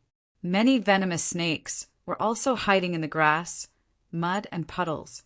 At any time, they would bring deadly venom attacks to those who approached them. He didn't realize that he was leading his subordinates into a trap step by step. Ruik Des looked back at Qin Zhao and Bifla. Qin Zhao and Bifla were also drenched in the rain, but they looked very calm. They weren't impulsive or bloodthirsty at all. Suddenly, there was another scream from behind. A huge snake pounced out of the darkness. It bit a person and then retreated into the grass. "It's here!" Ruik Des exclaimed inwardly. This exaggerated snake wasn't an ordinary species. They were actually descendants of the swamp race, but they'd all reverted to their ancestors. They couldn't have both human and snake forms like the swamp race. They could only maintain their snake form. But they also had talents that the swamp race didn't have. They were born with venomous fangs and huge bodies. They were also born smarter than ordinary snakes. Usually, the swamp race lived in families. There were 2 adult swamp race couples, 1 or 2 young swamp race members, and the couple's reverted children. Moreover, the number of reverted children far exceeded the number of young children. Sometimes, there might not even be a child in a nest of snake eggs. So, when these descendants appeared, it meant that the swamp race had appeared. More and more descendants of atavism appeared in the surroundings. Some of the descendants no longer hid themselves and openly appeared in front of Ruik Dales and the others. Among them, there was a particularly large snake that raised its neck high like a snake king. Just the head of the snake, standing in front of everyone, was already 7 to 8 meters long, and this was not even a third of its length. On top of the snake's head stood a figure. It was a woman, tall and slender, wearing tight clothes. His white hair reached his waist and was extremely eye-catching. "Ruik Des, you really came. Let's settle our scores today." Ruik Des looked up at the person standing on top of the snake's head. "Medusa, are you going to settle old scores with me?" Ruik looked coldly at the white-haired woman. All the swamp tribe called themselves the descendants of Medusa. Therefore, all of the swamp tribe had the surname Medusa. "Shouldn't I? You experimented on my child and caused his tragic death. Don't I have the right to settle the score with you?" Ruik sneered at Medusa. "You were the one who asked me to experiment on your swamp tribe. Have you forgotten? I didn't agree to let you use my child as an experiment. Medusa's tone was full of resentment. "You also didn't say that I couldn't experiment on your child. It's useless to say more. Don't think of leaving here today." "That's good. I happen to lack materials for the swamp tribe. You can add new experimental materials to my lab." Ruik Des shouted, "Do it!" With that, Ruik Des quickly threw out a metal ball. The metal ball exploded before it hit the ground. However, the explosion of the metal ball wasn't very powerful.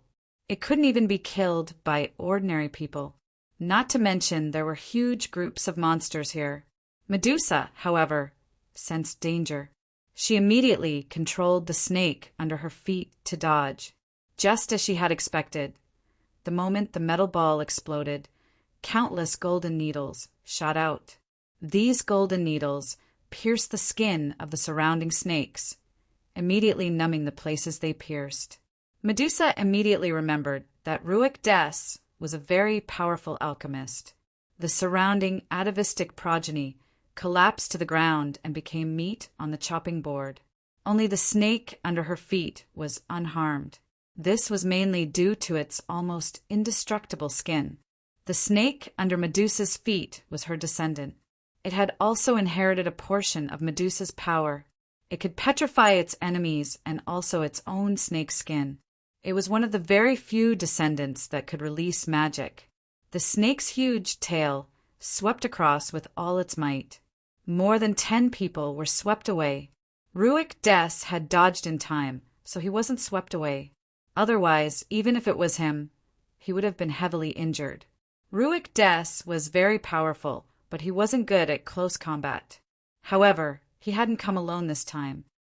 "Kill all living creatures here," Ruik Des ordered. At the same time, he glanced at his subordinates. However, after looking around for a while, he couldn't find Chen Zhao and Bifla. Damn, where did those 2 asterisk holes go? By now, Medusa's other descendants were already in full contact with Ruik Des's subordinates. Along the way, Ruik Des had lost many people. However, he had seized the opportunity just now and also made Medusa lose many descendants. For now, it was hard to tell who had the upper hand.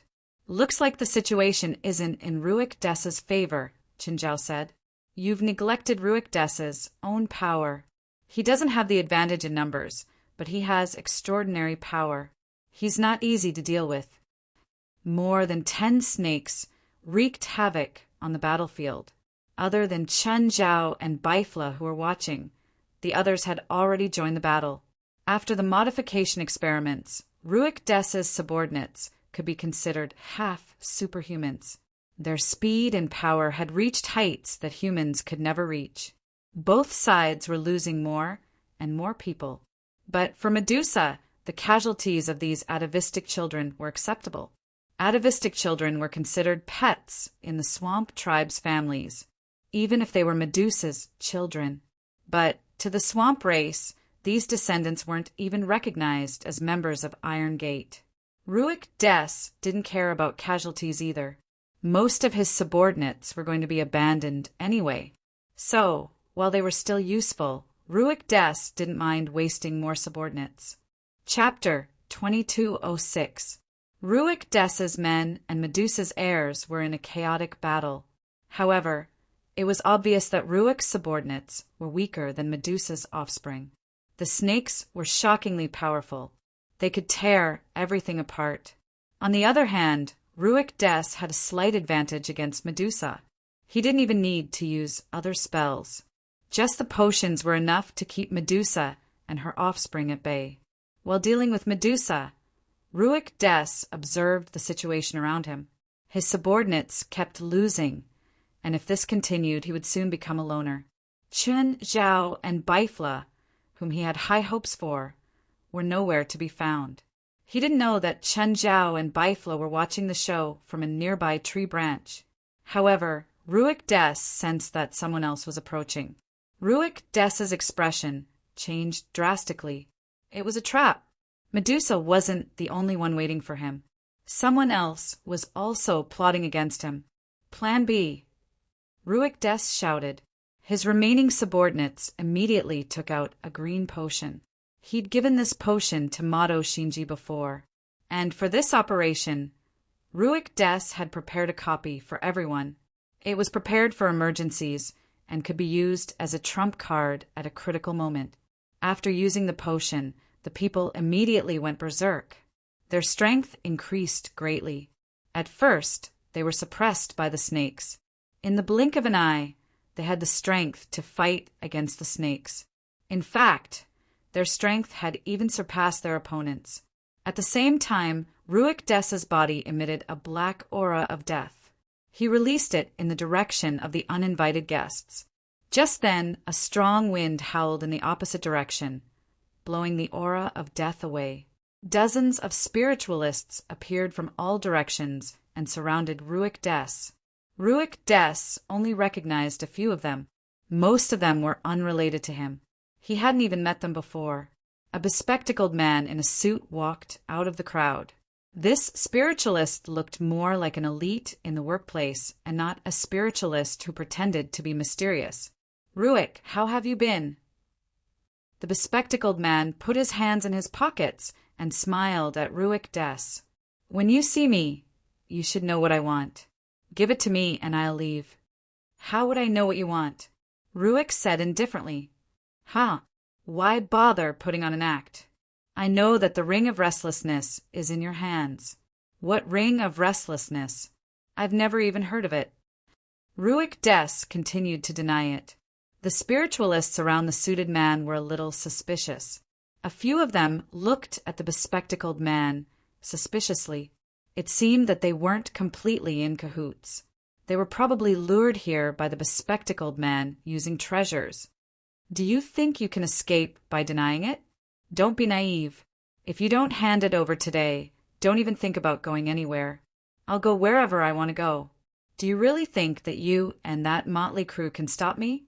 Ruik Des had his own pride. Even though he was facing dozens of powerful spiritualists, he didn't flinch either. To be precise, he had no other choice. It was impossible to escape. He might as well fight for his life. These people weren't weak at all, but they were still weaker than Qinzhao. There were many of them, but they weren't on the same side. Most of them had ulterior motives. They had the same goal, but not everyone could work together. If they could scare them, the spiritualists could easily break through the front line. Qinzhao and Baifla blended into the crowd. No one noticed their abnormality. "What's the Ring of Restlessness?" It's an alchemy product of ancient Egypt. It contains the souls and magic of the 10 most powerful spiritualists of that era. Whoever has the Ring of Restlessness can control all the spells and magic of that spiritualist. "You mean the 10 most powerful spiritualists of that era? The longer the time, the more magic flourishes. The 10 most powerful spiritualists of that era were at least at Lao Zhang's level, right? Wouldn't 10 spiritualists at Lao Zhang's level be the same as invincible? You're thinking too much.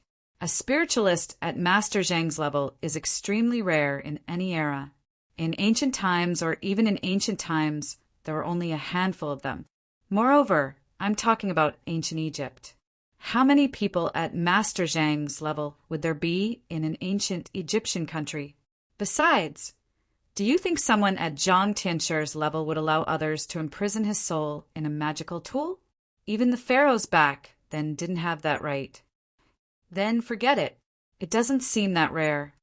The function of the Ring of Restlessness is indeed unattractive to you and me. However, before the Ring of Restlessness was infused with the souls of 10 spiritualists, it was already a divine artifact. According to legend, the 3 treasures passed down by the pharaohs were the Eye of Truth, the Anubis Scepter, and the Ring of Restlessness. Then how did it end up in Ruik Des' hands? How would I know? After ancient Egypt was destroyed, the pharaoh's treasures were split up. It's not surprising that it ended up in someone else's hands. Then what's the use of the Ring of Restlessness? I don't know, Baifla said. At this moment, the situation on the field changed again. The man in glasses pushed Mado Shinji out. Mado Shinji's body was tied with magic ropes, and no matter how hard she struggled, She could not break free from the magic ropes. "I know what she means to you," the man in glasses said. "Give me the ring of restlessness, or she'll die in front of you." Finally, Ruick Dales couldn't stay calm anymore. His face darkened. "That's not fun," Bifla said. "Mato Shinji isn't his daughter, right?" Chen Zhao asked curiously. "He paid such a huge price and even used all his power. He even knew that there was danger, but he still took the risk. I don't believe that they're not related. Mato Shinji isn't his daughter. She's his heir." "Heir? She's just an heir. Is she that important?" "This kind of heir is very special. Before Mato Shinji was born, her identity was already determined." "You're talking about fate?" "It's not fate. Ruick Des separated a part of his soul when Madwa Shinji's mother was pregnant with her, and then placed it in Madwa Shinji's mother's body. Finally, Madwa Shinji was born.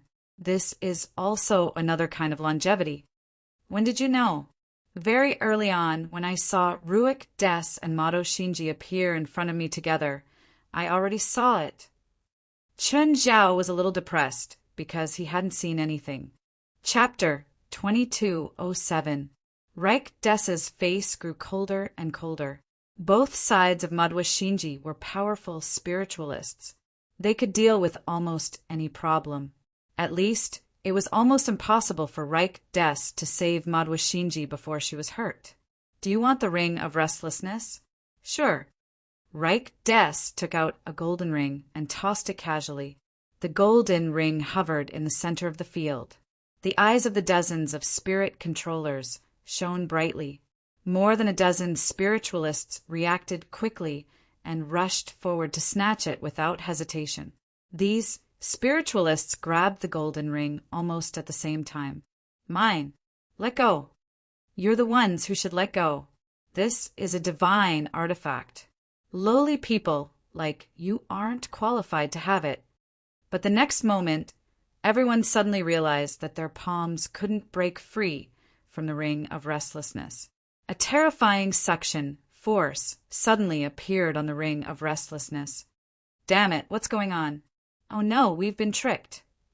Then the ring of restlessness began to move up, and more than a dozen arms were completely bound. The diameter of the ring of restlessness was less than 30 centimeters, and it forcibly bound more than a dozen arms. The pain the owners of these arms endured was unimaginable. "Save us, my arm. My arm." This wasn't the worst. At this time, the arms of these spiritualists that were bound by the ring of restlessness began to disintegrate. Their arms seemed to be dissolving by something, gradually disintegrating and disappearing. This made them even more painful, but they couldn't do anything. Not only were their arms disintegrating, but their magic power was also constantly tilting outwards. And the ring of restlessness's goal wasn't just their arms, but their entire bodies. At this time, one of the spiritualists was forcibly pulled into the ring of restlessness. The others were frightened. They realized that this ring of restlessness wasn't used to bind them. Instead, it treated them as food. Someone tried to break his arm directly, but not only was the broken arm instantly swallowed, but even the blood that spurted out was also sucked into the ring of restlessness. At the same time, even the blood in his body was extracted. The spiritualists around who weren't bound also tried to rescue them, but in the end they made no progress, and even they were in great danger. In just 2 to 3 minutes, the dozen or so spiritualists were all devoured by the ring of restlessness. Medusa and the bespectacled man's pupils constricted. Even though they all wanted the ring of restlessness, they didn't dare to touch it at this time. Ruick Des walked in front of the ring of endlessness and caught it. "Is this the divine weapon you want? It's right in front of you. Do you dare to take it? You must have the spell to control the ring of restlessness. Hand it over, or I'll kill her now." The bespectacled man placed his palm on Madwa Shinji's neck. Madwa Shinji was anxious and angry, but compared to the spiritualists present, her strength was really not worth mentioning. Ruik Des's expression was cold as he held the ring of restlessness in his hands and placed it behind his head. The ring of restlessness didn't touch Ruik Dorge's. Instead, it hovered vertically at the back of Ruik Dorge's head like A*****. At the same time, Ruik's aura began to grow stronger. Moreover, this kind of strength was not the end, but a starting point. Everyone at the scene was moved by this. They all felt the raging waves of magic. Even the bespectacled man took a few steps back unconsciously. Terrifying. Too terrifying. Before Ruik Des kept growing stronger, he suddenly sensed Qin Zhao and Baifla's location. Ruik Des looked at where Qin Zhao and Baifla were. The two were in the crowd of spiritualists slowly approaching Madhua Shinji. The bespectacled man grabbed Madhua Shinji's neck nervously. Hand over the ring of restlessness and the control spell immediately, or I'll kill her now. But just then, the bespectacled man suddenly felt a chill behind him. The bespectacled man reacted quickly and jumped more than 10 meters away. Madhua Shinji suddenly saw the two spiritualists who were guarding her fall to the ground without warning. Madhua Shinji turned her head and saw Qin Zhao and Baifla standing on either side of her. Mr. Des, please continue. Miss Madhua is safe now. I'll make sure that they won't use her as a bargaining chip to threaten you. Smiling, Qin Zhao looked at Ruik Des. Glancing at Qin Zhao and Baifla, Ruik Des took a deep breath at the same time. Who are you? The bespectacled man was furious. Originally, with Madhua Shinji in their hands, they were in an invincible position. No matter how strong Ruik Des was, he would eventually lose. Even with so many spiritualists, they couldn't kill Ruik Des. At least with Madhua Shinji. Ruik Des didn't dare to advance recklessly. But it was different now. Madhua Shinji had been kidnapped by two unknown people. Ruik Des's eyes flashed. He couldn't figure out Qin Zhao and Baifla's goal. Previously, Qin Zhao and Baifla hadn't appeared. Now that they'd appeared voluntarily, Ruik Des couldn't understand. Moreover, Qin Zhao and Baifla were standing on either side of Madhua Shinji. This made Ruik Des feel that Qin Zhao and Baifla were up to no good. In fact, Qin Zhao and Baifla had attacked. It wasn't for a fair fight. It was just because Madhua Shinji was a hostage that made Ruik Des feel troubled. As long as Madhua Shinji was held hostage, Ruik Des couldn't use his full power no matter how strong he was. So, Qin Zhao and Baifla decided to get rid of Ruik Des's biggest restriction. He didn't need to be restrained anymore. Ruik Des was suspicious of Qin Zhao and Baifla's goal, but he knew that this wasn't the time to settle scores with them. He had to deal with the enemies on the surface first. Plus, Qin Zhao and Baifla were protecting Madhua Shinji, which made him feel trustworthy. Fam, you don't have any trump cards that can threaten me anymore. What should you do now? The bespectacled man named Fam adjusted his glasses. Even if you don't know, the result won't change. You might be able to defeat any one of us, but you are now facing 6 teams, and you are alone. You have no chance of winning. Really? You think you can turn the situation around with enough people? You think you can win for sure? If you're really confident in beating so many people, you wouldn't be wasting time here, Marfa said coldly. Chapter 2208. Ruik Des laughed angrily. Do you all think so? Mr. Des, I look forward to you turning the situation around. Qin and Baifla wanted to take Madhua Shinji away from the center of the battlefield, but the spiritualists clearly didn't intend to let them go so easily. Just then, Baifla pulled out 2 desert eagles out of nowhere. Bang, bang, bang. The 3 spiritualists who stood in front of them fell to the ground. Don't block our way. The spiritualists couldn't help but look serious. To be able to kill 3 powerful spiritualists in an instant, no matter what method was used, it was enough to show how powerful the person who did it was. Could ordinary guns really kill 3 spiritualists so easily? No one would have such a ridiculous thought. But Bifla really did it, and it was so easy. Even Ruik Des was surprised. Could it be that the modification experiment really caused such a strange change to the two of them? But even so, they couldn't increase the power of the guns, right? No matter how strong their bodies were, they couldn't change the power of the guns. Ruik Des was familiar with the 3 spiritualists who were killed instantly. They should be relatively outstanding spiritualists, but they died very unjustly. They were so easily shot in the head. Could it be that their guns had been modified, and the 3 spiritualists underestimated the enemy? That should be the most reasonable explanation. But even so, the surrounding spiritualists still looked serious. The spiritualists who originally wanted to step forward to stop them couldn't help but take a step back. Obviously, they weren't ready to die. Mato Shinji had been observing the situation ever since she was freed. The appearance of Chun and Bifla was out of everyone's expectations, and Mato Shinji knew how powerful the 3 spiritualists who were killed were. More accurately, how terrifying and strange they were. For Mato Shinji, magic was full of strangeness and uncertainty, but Bifla killed them with the most ordinary gun. This made Mato Shinji a little dazed. Just then, a body shining with golden light blocked in front of everyone. This person looked like his skin was plated with a layer of gold. "Let me try your gun," the golden-skinned man said. Bifla put down his gun. The golden-skinned man revealed a proud smile. He seemed to think that his invincible Vajra body had scared the other party. Bifla glanced at Chin. Chin suddenly took a step forward. Without giving his opponent a chance to react, Chin punched him in the stomach. The golden-skinned man clutched his stomach and fell to the ground, spittle flying everywhere. Ruik Des widened his eyes suddenly. How could this be? That was a variant of the enhancers of the West Asian region. It could also be called the metal strengthening system. That person was using the body of gold. Gold itself had an extremely strong resistance to attacks.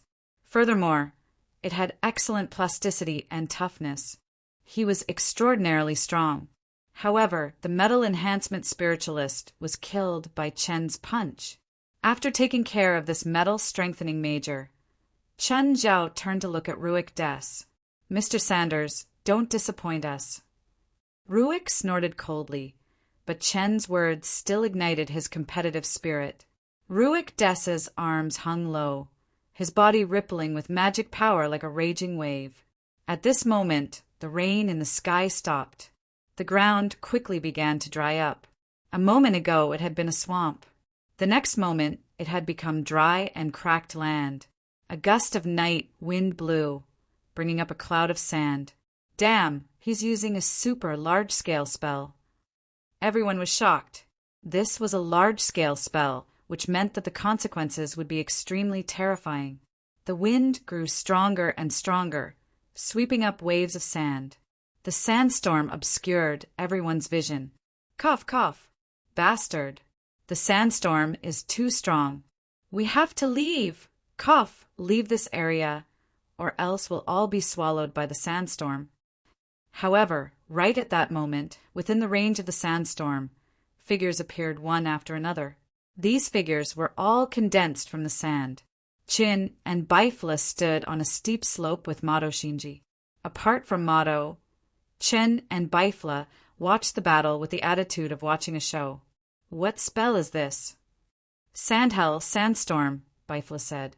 "It's a type of ancient Egyptian spell.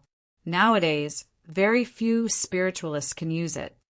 It has a large range, but it's not powerful enough. This spell isn't good at killing. It's used to harass and hinder the opponent's movements," Bifla said. "And you said it's not powerful enough. That's for us. For those guys, it can still cause quite a bit of trouble." Just as Bifla said, the Sandmen began to attack all living things in their range of activity. The ground turned from swamp to sand, and the environment from wet to dry. The ones who were affected the most weren't the spiritualists, but the swamp people and their descendants. The swamp people were used to wet environments, and the desert was the most beautiful place they were unwilling to approach. The large number of Sandmen surrounded the swamp people first. They might not be the strongest, but they were very troublesome. Also, the Sandman's intention wasn't to use this spell to directly cause casualties. His real goal was to stop Day from escaping. But these Sandmen weren't very powerful. Even the lowest level spell could shatter them, but they were like cockroaches that couldn't be killed. No matter how many times their bodies were shattered, they could always reform and stand up to fight again. No, we can't continue. We have to find a way to get out of this area. The water in my body is quickly evaporating.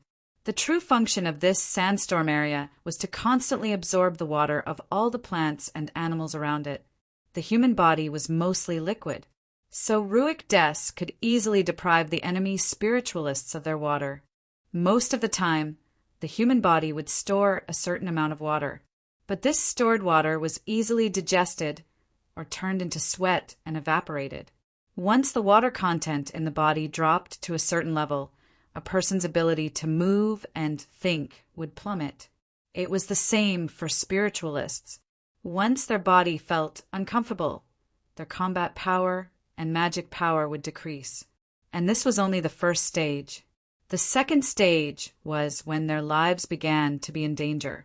Once enveloped by the sandstorm, as the water content decreased, the body's functions would decline overall. This was like a dangerous area in a game. Once a player entered a certain area, their health would begin to drop. This spell looks powerful. If I stand in it, the water in my body will also be absorbed. Chapter 2209. Mato Shinji could not hear the conversation between Chun Zhao and Bifla. She was already astonished by Ruach Des' miraculous power. Turning an entire swamp into a desert was something only a god could do. The man in glasses adjusted his glasses, his eyes serious. Trouble. Big trouble. The man in glasses was good at data analysis. He was not a battle-type spiritualist. His magic was similar to finding weaknesses. His brain would operate at high speed and come up with the best plan of action. However, this plan was not the best in the true sense. This was because it was a combination of all known data and factors. If the enemy had hidden or unexposed information and data, the man in glasses would not know and would not be able to integrate it into the plan. This was the situation for the man in glasses. Ruach Des had cast a new spell, one that had never been used before. This caught the man in glasses off guard. He knew Ruach Des and had fought with him many times. However, Ruach Des had never used the spell. Ruach Des should have mastered death magic and alchemy magic. He had never used this ancient spell. All he knew was that this spell wasn't owned by Ruach Des. It was given by the Ring of Restlessness. This made the man's desire for the Ring of Restlessness even stronger. He felt that only he was worthy of the Ring of Restlessness. The Ring of Restlessness, coupled with the magic he had now mastered, could make up for his shortcomings. At the same time, it would show the true power of the Ring of Restlessness. But the first thing he had to face was the power of the Ring of Restlessness, the magic power of 10 of the most powerful spiritualists in ancient Egypt. And the magic they had. Medusa, use your fog magic, hurry. Quait, use heavy rain. Daily, use wind magic to blow in the opposite direction. Terry, Tony, you guys can go all out now. The man in glasses quickly arranged and gave orders. They were all in the stage of water shortage. If they could not solve this problem soon, they might suffer from heat exhaustion. Spiritualists could not get sick. In fact, spiritualists could also get sick in an extremely short and harsh environment. Once they got sick, it would be extremely serious. Even if it was just heat exhaustion, it would be very serious. If a spiritualist fell ill, it could mean that the magic in their body was in disorder. Back then, when Chun Zhao devoured other people's magic power, his magic power became chaotic and he developed a magic allergy. This was the same example. Looks like Ruach Des didn't have an absolute advantage, even with the divine artifact. That person is very good at deployment and strategy, Qin Zhao said. Obviously, it was the command of the bespectacled man that stabilized the chaotic situation. The rain suddenly fell from the sky, and at the same time it was shrouded in dense fog. In the opposite direction of the sandstorm, the strong wind swept up the torrential rain, whistling towards the sandstorm. With the nourishment of the rain, the adverse reactions of the spiritualists were alleviated. The Sandman also melted and disintegrated after coming into contact with the rain. This is not enough, far from enough. Bifla shook his head. The power of the Ring of Restlessness is far greater than this. Sure enough, seeing that the situation was actually stabilized, Ruach Des immediately released a second spell. Voodoo! Disorder! Ruach Des's magic seeped into the dark clouds in the sky.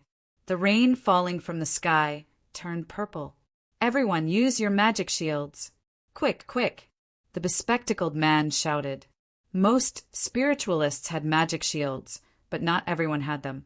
When some spiritualists touched the purple rain, they started going crazy and attacking their companions uncontrollably. They had never seen such a large-scale curse before. The bespectacled man's expression was serious. Fardu, use holy light magic to purify the curse on them. It's useless. My holy light purification doesn't work on them. This is an ancient Egyptian pollution curse. Holy light magic is useless against it. I need spiritual purification. Spiritual magic was already very rare, let alone spiritual purification. It was 1 in a million. It was even more impossible for any of them to have such a magic element. What do we do? The bespectacled man was also very lost. Facing his teammates' questions, he didn't know what to do either. He had many plans in his mind, but each plan required a certain price. For example, giving up on the cursed companions. But the consequences were equally severe. If he met these companions on the battlefield, no one would say anything even if he killed them. But now they were on the same side. They weren't enemies. If he used his butcher knife on his companions, then he would be despised by everyone, including his teammates. What should he do? He also wanted to ask someone what to do. In the end, his gaze drifted to where Chen Zhao, Bifla, and Madoshinji were hiding. In fact, the three didn't intend to hide at all. They just stood on a small slope and looked down at the battlefield. Go and capture those three. They're our only chance, the bespectacled man said. The situation was already very tense, but he still needed to split up some people. The speed at which they captured Chen Zhao, Bifla, and Madoshinji would determine their success or failure. They're here. Madoshinji's body immediately tensed. She turned to look at Chen Zhao and Bifla. She realized that one of them was sitting on a rock and the other was leaning against a tree. It was as if they didn't see the people charging up. The first to reach the slope was an enhancement spiritualist. But before he could say his lines, Chen Zhao kicked him and sent him rolling down the slope. Your opponents are over there, not here. If you think you can get an advantage from us, you'll be disappointed. Of course.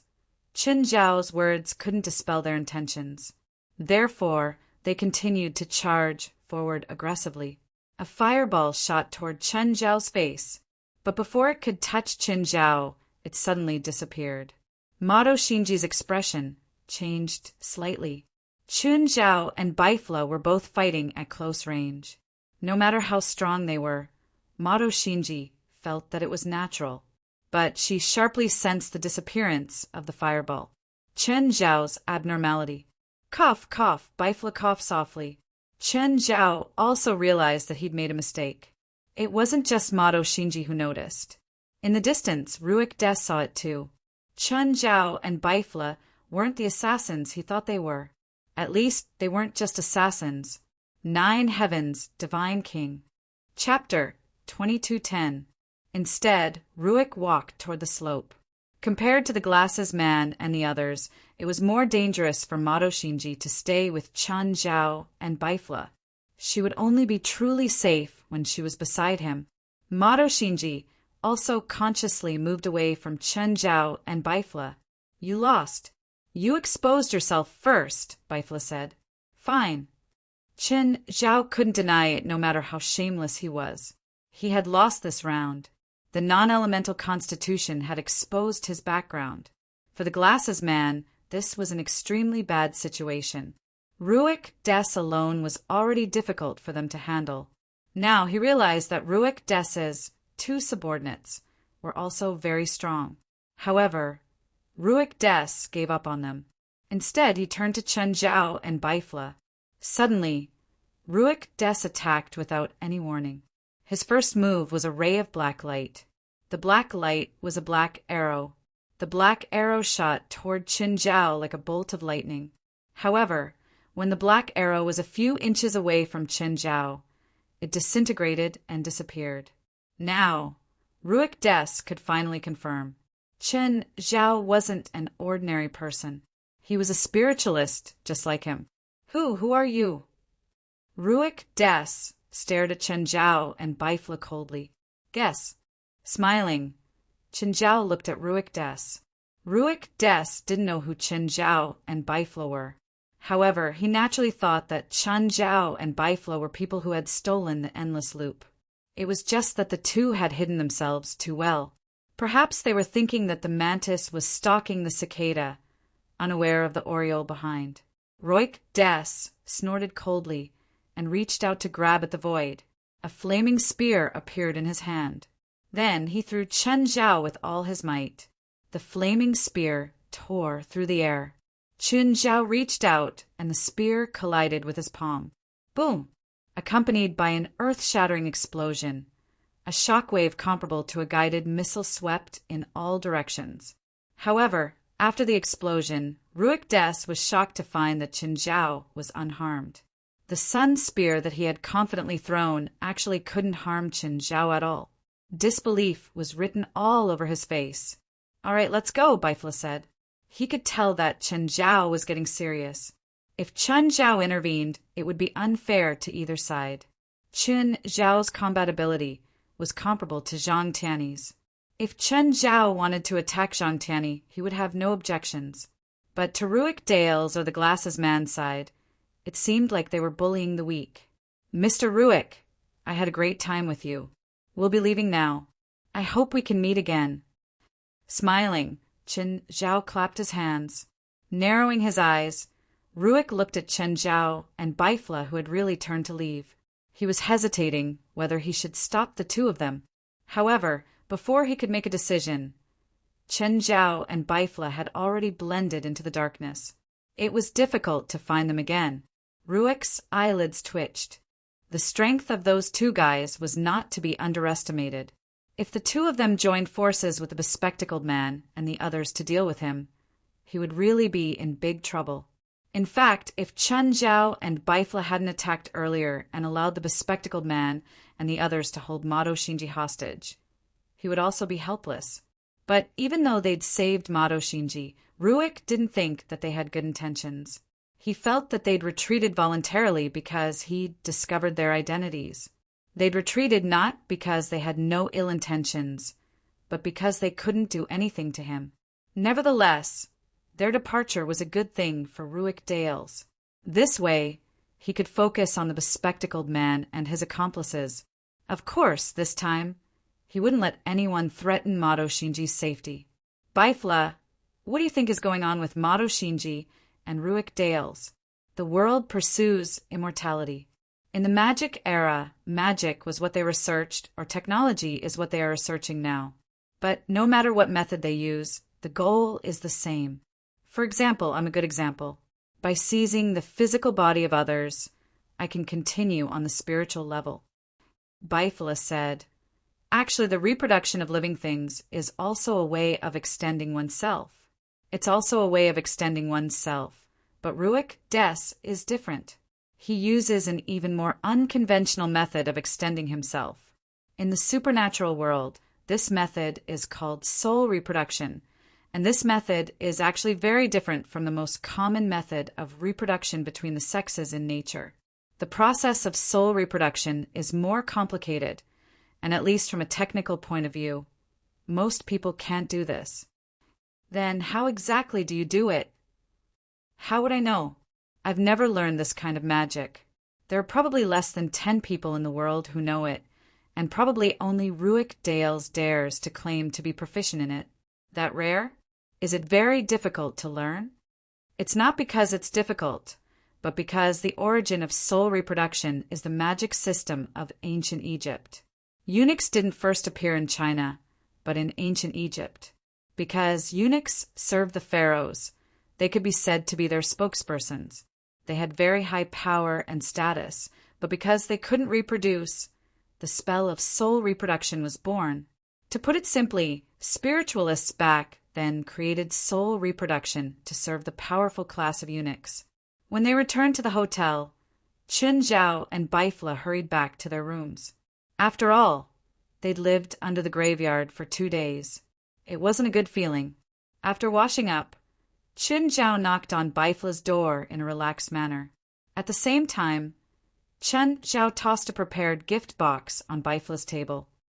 "This is what I lost to you." Qin Zhao and Baifla didn't have a bet. Nevertheless, Qin Zhao was willing to admit defeat in this competition.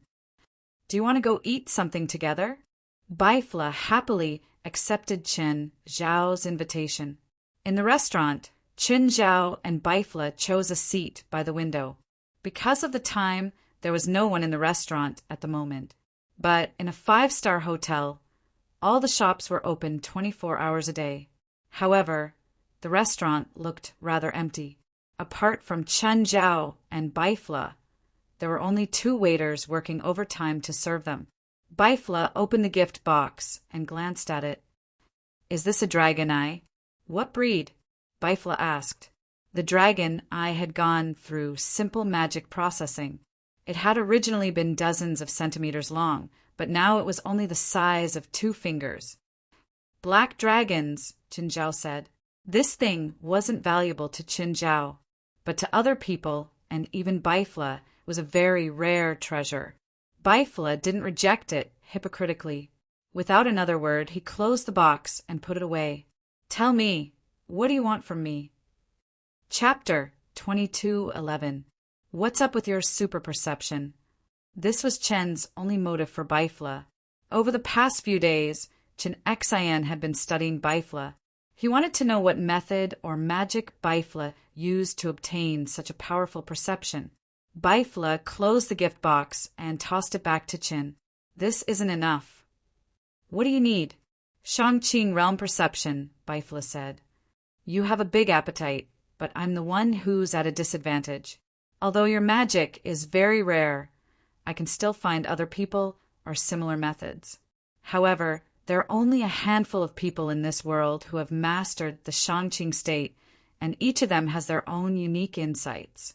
Everyone's insights are priceless, so I'm the one who's at a disadvantage." Baifla wasn't in a hurry to speak, even though he desired it very much. However, he still didn't speak. Whoever spoke first would be more important to the person. The price he would have to pay would be greater. Qin also cupped his fists and held his chin. He quietly waited for Baifla's reply. Baifla had the same attitude. After a while, Baifla finally spoke first. "How about this? Other than telling you the trick of the perception spell, I'll promise you one more thing. As long as it doesn't endanger the fire worship sect, you can ask for anything."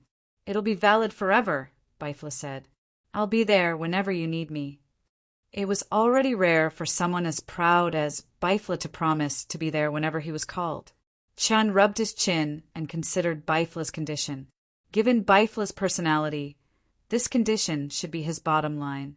If Chen rejected it, he wouldn't ask for a greater price. Chen thought about it and said, "Sure. Remember your words. I'll be there whenever you call me." "I've never gone back on my promise," Baifla said calmly. "That's for the best." Chen nodded. Baifla had a large business. Chen wasn't afraid that he would go back on his words. "My Shangqing realm is divided into 2 parts. The first part is to obtain a small world, which is also a domain," Chen said. "The small world is actually one with the entire world. When I obtained the small world, I felt that the entire world was actually a giant's meridians." Chen didn't hide anything. He told Baifla everything. Baifla was like a studious student. He greedily absorbed the knowledge Qin gave him. Only when Jen was done did Baifla speak up and ask his own question. Why do you think that the heaven and earth patterns are meridians? This should have something to do with my undergraduate profession. I'm a medical student. My first instinct was that it was meridians. There's no direct evidence. Baifla nodded, acknowledging Chen's answer. Then Baifla asked more questions. As a spiritualist below the Shangqing realm, Baifla could not really feel or understand it. However, this did not hinder his harvest. Some things could only be obtained through accumulation. For example, an epiphany. Although the epiphany happened in an instant, it still required a lot of sacrifices. A baby cannot suddenly understand quantum mechanics. In order to master those obscure things, one must first have a huge reserve of knowledge. It was the same with magic. Are you satisfied with my comprehension? Baifla nodded. Very satisfied. This is an unexpected harvest. Just like how Qin wouldn't hide his enlightenment, Baifla wouldn't purposely say that it was worthless just to lower the price. Then it's my turn, Baifla said. What's your understanding of perception? Perception is more like the feedback of the senses. Ordinary senses consist of 5 senses: hearing, sight, touch, taste, and smell. Spiritualists have one more. Through the release of magic power, they gain supersenses. Baifla nodded. I don't need to explain your basic knowledge. Both you and I rely on supersenses. Even your little world is a type of supersenses. My perception is actually supersenses, not magic. How is that possible? I feel that my little world's coverage is already larger than old Zhang's and 23rd Gen's combined. How can your supersenses cover a larger area than mine? This is what I'm going to say next, Baifla said. Actually, there's another name for ESP, Baifla said. It's called psionic sense. Just like what you said, psionic sense is the release of magic power and then feedback to the body to sense the changes in the outside world or certain information. This kind of psionic sense is very similar to radar. Qin nodded and didn't interrupt Baifla's explanation. My trick is to dilute the mana and then disperse it. For example, a square kilometer needs 100 mana coverage to be able to sense it clearly. I divide this square kilometer into a square and then place a small amount of mana in the 4 corners of the square. The mana in these 4 corners interacts and outlines a radar network. Wait, let me think. Qin interrupted Baifla's explanation and fell into deep thought. After a while, Qin spoke again. So you're saying that most spiritualists and I have the wrong way of sensing? I can't say that it's completely wrong. It's just that you haven't found the trick and technique.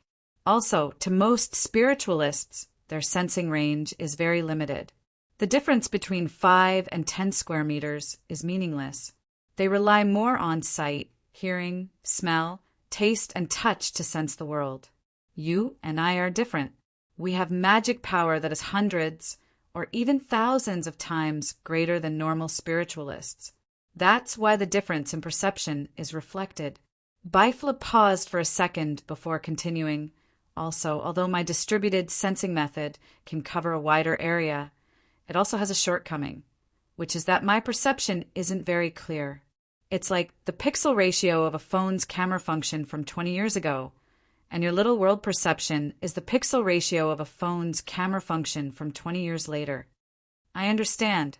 It's sacrificing clarity in exchange for sensing limit. That's right. That's the logic. As long as you master this method, your sensing range can increase by dozens of times.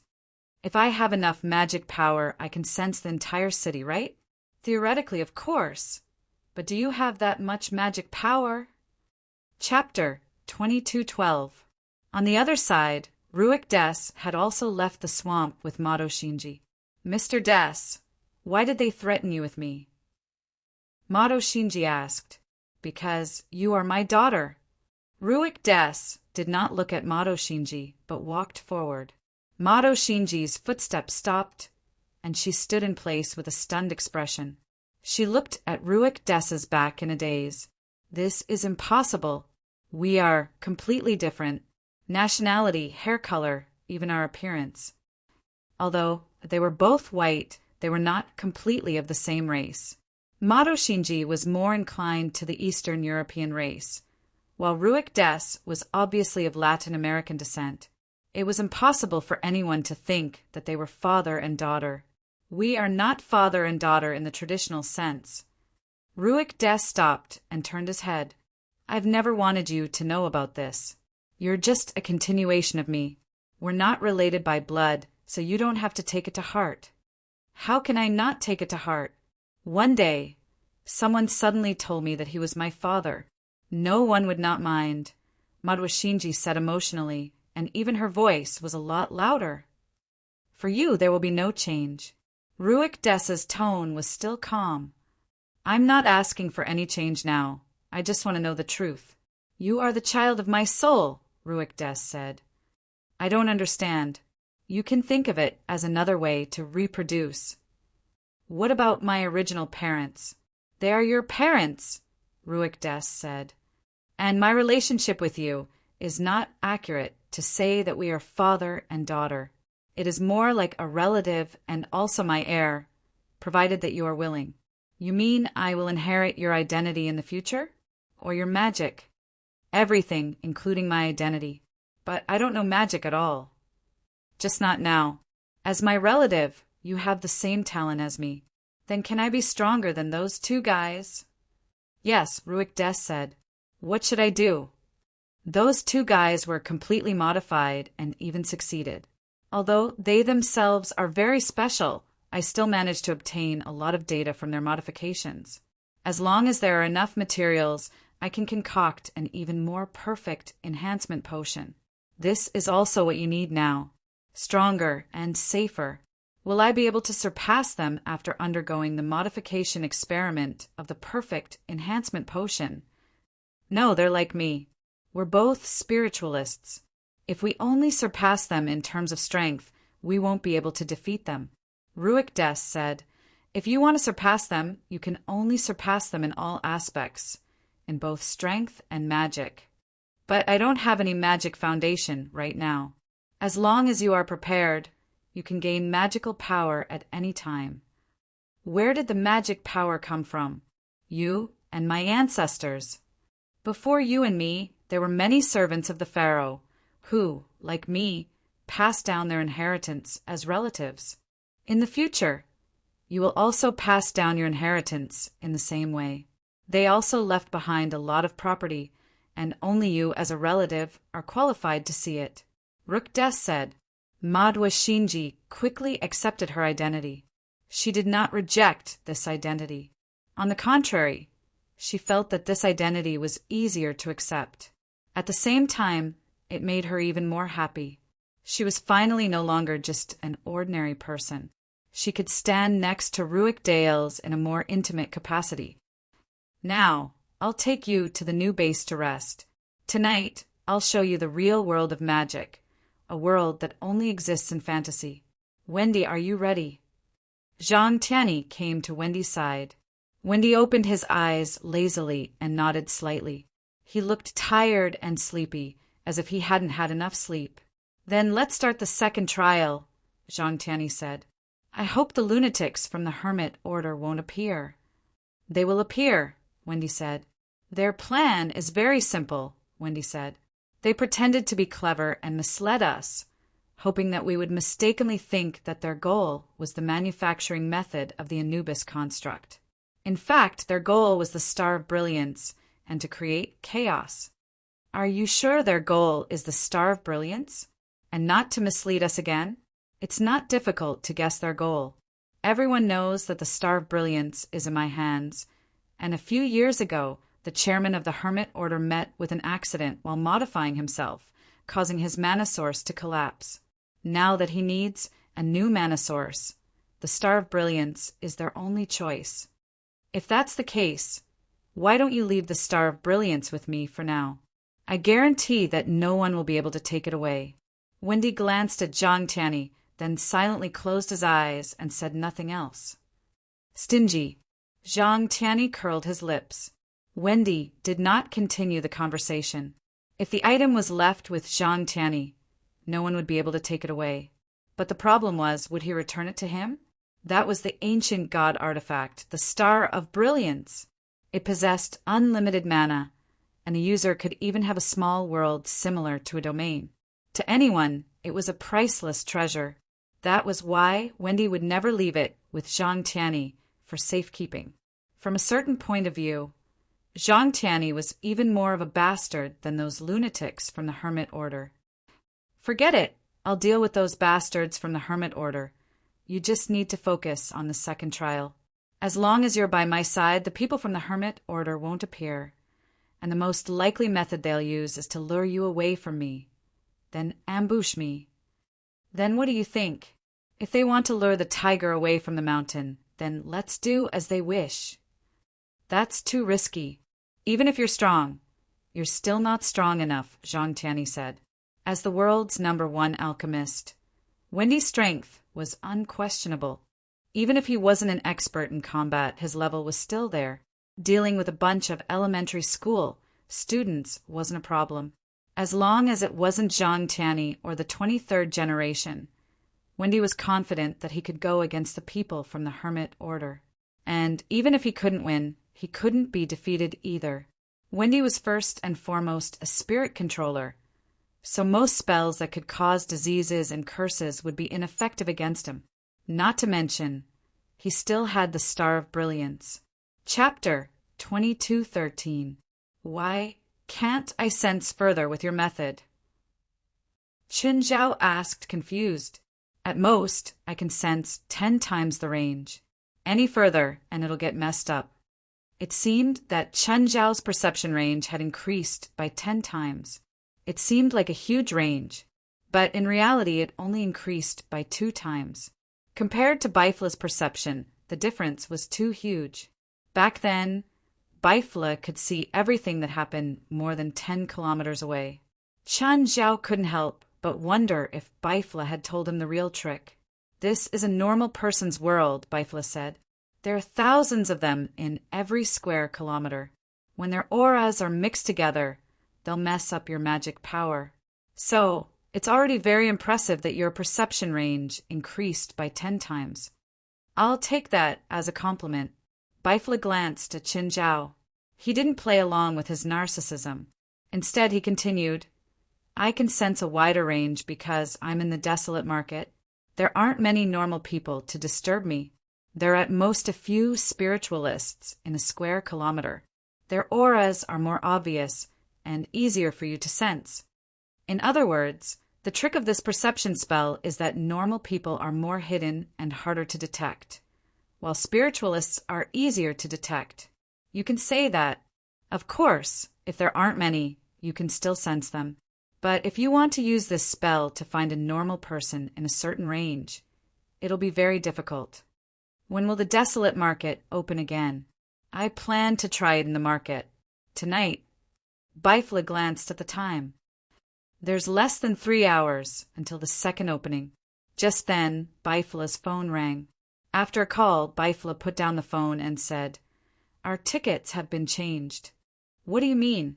The first ticket to the Wasteland Fair was to use the blood of those criminal groups to open the entrance.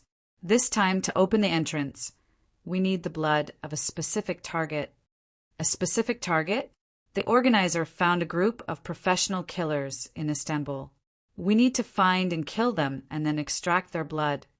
I'm starting to suspect that the organizers are using us to kill their targets, Qin Zhao said, annoyed. I hope they won't ask us to kill some politician. You said that the organizers are using us to gain some benefits. I don't doubt that. Anyway, they have a history of doing that, Bifla said. But do you think they really dare to let us kill some politicians? Let's not talk about whether we can do it or not. As long as they dare to make this request, they will probably enter the hunting blacklist first. The 3 chairmen of Holy Glory all have big families and businesses. They don't have the courage to joke around with their family business. But how do we find the assassins you mentioned?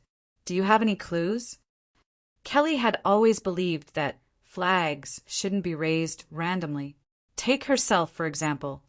Back then, she thought that she had accumulated enough money to retire from the assassin world. But in reality, she rested for 2 years, and then all her savings were depleted. In the past, she had only calculated the consumption power of ordinary people. She had obviously underestimated her desire to buy. With her vision from 2 years ago, the money she had saved up was definitely a huge sum. But today, 2 years later, she found that the prices of goods were really fucking expensive. Even a supercar could make her bankrupt. This forced her to return to the world. This time, she came to Istanbul because she had received a mission. The reward for this mission was very, very generous. It was so generous that she could rest for a few years after this mission. Of course, compared to the generous reward for revenge, the difficulty of this quest could be considered epic. She also heard that many assassins had come to Istanbul. They were all here for this mission. 2 young girls followed behind Kelly. Don't be fooled by the fact that they were underage. They were already professional killers. The 2 girls had been in the industry for at least 3 years. Of course, for famous assassins like Kelly, they were still low-level assassins. Nominally, they were Kelly's assistants and followed her. But in reality, their main function was to follow her. For example, carrying luggage was their main task. "Miss Kelly, please wait for us." The 2 followers hurriedly followed Kelly's footsteps. Kelly left in a carefree manner. Other than her handbag, she had nothing else with her. On the other hand, the 2 young girls were dragging 7 or 8 stacked suitcases. Kelly acted like she didn't hear the 2 girls' voices. She continued to walk with a murderous look. "Hurry up. After all, we are not the only team for this mission. There are quite a few other teams who have accepted this mission. Why did I agree to bring you guys here?" Kelly had started to regret it. Although they were quite good followers, in Kelly's eyes they were still a burden. Suddenly, Kelly stopped and took off her goggles. Suddenly, Kelly stopped and took off her sunglasses. There were 2 people sitting on the waiting chairs in front of her. One of them looked like a person from Central Asia. The other one left a deep impression on Kelly. Even the person who changed Kelly's life plan. The man with the strange power. Just then, the man noticed Kelly's gaze. He turned around and looked at Kelly. "Miss Kelly, is that man greeting you?" "Looks like he's attracted by Miss Kelly's beauty." Chen Zhao was also surprised to see Kelly here. However, after a moment of daze, he felt that it was natural. Chen Zhao waved at Kelly. "Miss Kelly, let me go get rid of him," one of the girls said. However, Kelly walked straight to Chen Zhao as if she didn't hear her. "Hi, Kelly, long time no see." Bifla looked Kelly up and down. "Is this woman a killer?" Kelly looked at Bifla in surprise and then at Chen Zhao. There was a questioning look in her eyes. "Chin, I didn't expect to see you here." "I didn't either," Chen Zhao said, smiling. "Did you come to Istanbul for sightseeing? Or work? Are you waiting for someone here?" "I'm participating in an event," Chen Zhao said calmly. "The organizer found a group of killers for me and my colleagues to kill." Kelly's hair stood on end. Her limbs were completely cold. "Chin, is that true? If I were you, I'd buy a plane ticket and run right now." Chapter 22:14. Who are you? How dare you talk to Miss Kelly like that? The 2 girls behind, Kelly jumped out and pointed at Chen Zhao. He pointed at Chen Zhao and shouted. It seemed that he was still too young and arrogant. "Miss Kelly, are they in the same line of work as us? Do you want me to kill them now?" Kelly rubbed her forehead. "This is none of your business. Leave." The 2 girls were still unwilling. They glared at Chen Zhao and Bifla. "Then what are you doing here?" Kelly looked at Chen Zhao. "Hunting. You're one of our prey. Of course, due to our past relationship, I'll let you live." "Are you serious?" "Of course. Do I look like I'm joking?" "What if I reject your request?" Kelly's body tensed up. She didn't know what Chen Zhao would do. She even felt that there was something wrong with the information Chen Zhao had provided. They were all assassins. professional assassins, and the best kind. What kind of person would treat them as prey? Wasn't he afraid of shooting himself in the foot? Since you don't want to leave, it's better to die in my hands than in someone else's hands. Don't you think so? Kelly's expression darkened. She aimed her bag at Chen Zhao. What do you think is in my bag? The two girls also took out their weapons. One of the girls took out a transparent and thin metal wire. If it was wrapped around someone's neck, it could cut open their throat. Moreover, it could easily be taken through security. The other girl used a hair clip. With a few folds, her hair clip turned into a sharp dagger. It wasn't made of metal, but in terms of damage, it was no different from a metal dagger. They were young, but they'd been in the industry for at least 3 years. They were used to killing. They were also very familiar with their jobs. Chin, I don't really want to be your enemy, but that doesn't mean I'll let myself be captured. Chen Zhao looked at Kelly, wondering if he should just kill her. After all, Kelly was the first person who'd made him experience death. After that, no one could bring him to the brink of death. Of course, if it was the current Chen Zhao, he'd probably make her taste like a human can. But it had been a long time. Chen Zhao didn't have any other feelings for Kelly. What's more, they even had a conversation after that. At least, Chen Zhao didn't treat her as an enemy. He didn't want her to be treated like a human can. Fine, this is my advice to you. If you don't want to listen, then forget it. Also, there's nothing in your bag, so you don't have to pretend in front of me. Chen Zhao shrugged. Chin, if you don't want to kill them, let's change targets. I found 2 more prey. They just came out of the airport, Bifla urged. Well, I wish you a pleasant holiday in Istanbul. Chen Zhao got up and left with Bifla. Kelly and her 2 minions got into the rental car. Miss Kelly, why didn't you let us kill those 2 guys directly? You guys can't beat him, even if I join you. Kelly calmly said, also, don't release your murderous aura so easily, especially to strangers. You don't know what you're facing. Kelly's gaze suddenly shifted to the side. She reached out and turned the rear view mirror slightly. Miss Kelly, what's wrong? We're being followed. Kelly's expression changed slightly. She didn't turn around directly because she didn't want the people in the car behind to know that they'd already discovered that they were being followed. We're being followed? Is it those 2 guys? I told you that they're up to no good. They must have thought that there were too many people at the airport, so they waited until we left before following us. Hiss, hiss. Just then, the playback function in their car suddenly emitted an electric noise. Then, a human voice came from the function. Bugs, we're glad that you've entered our hunting ground. Now, you can enjoy the process of being hunted. The sound coming from the player carried a strong electric current, which made people very uncomfortable to listen to. Miss Kelly, this is? Is it a prank? Suddenly, Kelly realized that all the cars on the road had disappeared. The entire road was pitch black. Not a single car could be seen. This should be the main road between the airport and the city. There should be no cars here. Moreover, there were many cars in front and behind them. Why did all the cars suddenly disappear? Even the car that was following them had disappeared. Now, please turn right at the intersection ahead. I've prepared a place for you there. The noisy electric noise came from the player again. Idiot. Does this guy really think we'll listen to him? As they spoke, they saw an intersection in front of them. The 3 in the car obviously didn't plan to turn into that intersection. But at this moment, the 3 in the car suddenly heard a dull sound. Flat tire. The girl in the driver's seat didn't have time to react before the car lost control and rushed into the intersection. Damn it. Brake. Brake. Hit the brake. After twisting and turning for more than 30 meters, the car finally stopped after crashing into the guardrail. Ively, you're too slow. You should have hit the brake when the tire burst.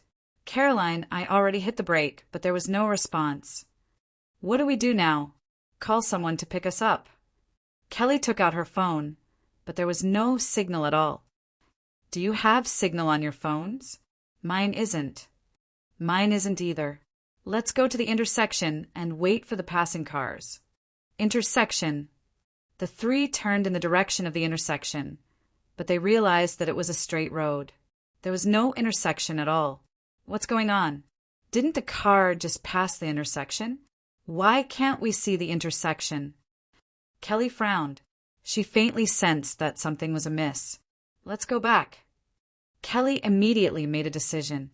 Then what about our luggage? Leave it here first. When we return to the city, find someone to help us take it. For now, bring your weapons. At this moment, the two girls had no choice but to follow behind Kelly. But after walking for a long time, there was still no intersection. They were still on a straight road. Apart from the dense forest, there were no other cars or buildings along the way. Chapter 22:15. They didn't know how long they'd been walking, but they still didn't see anyone. There wasn't even a car along the way. This abnormal situation made their hearts skip a beat. Miss Kelly, do you know what's going on? Kelly's expression had always been very serious, because she suspected that it was Qin Zhao or someone like him who was behind this. Plus, Qin Zhao had already said it.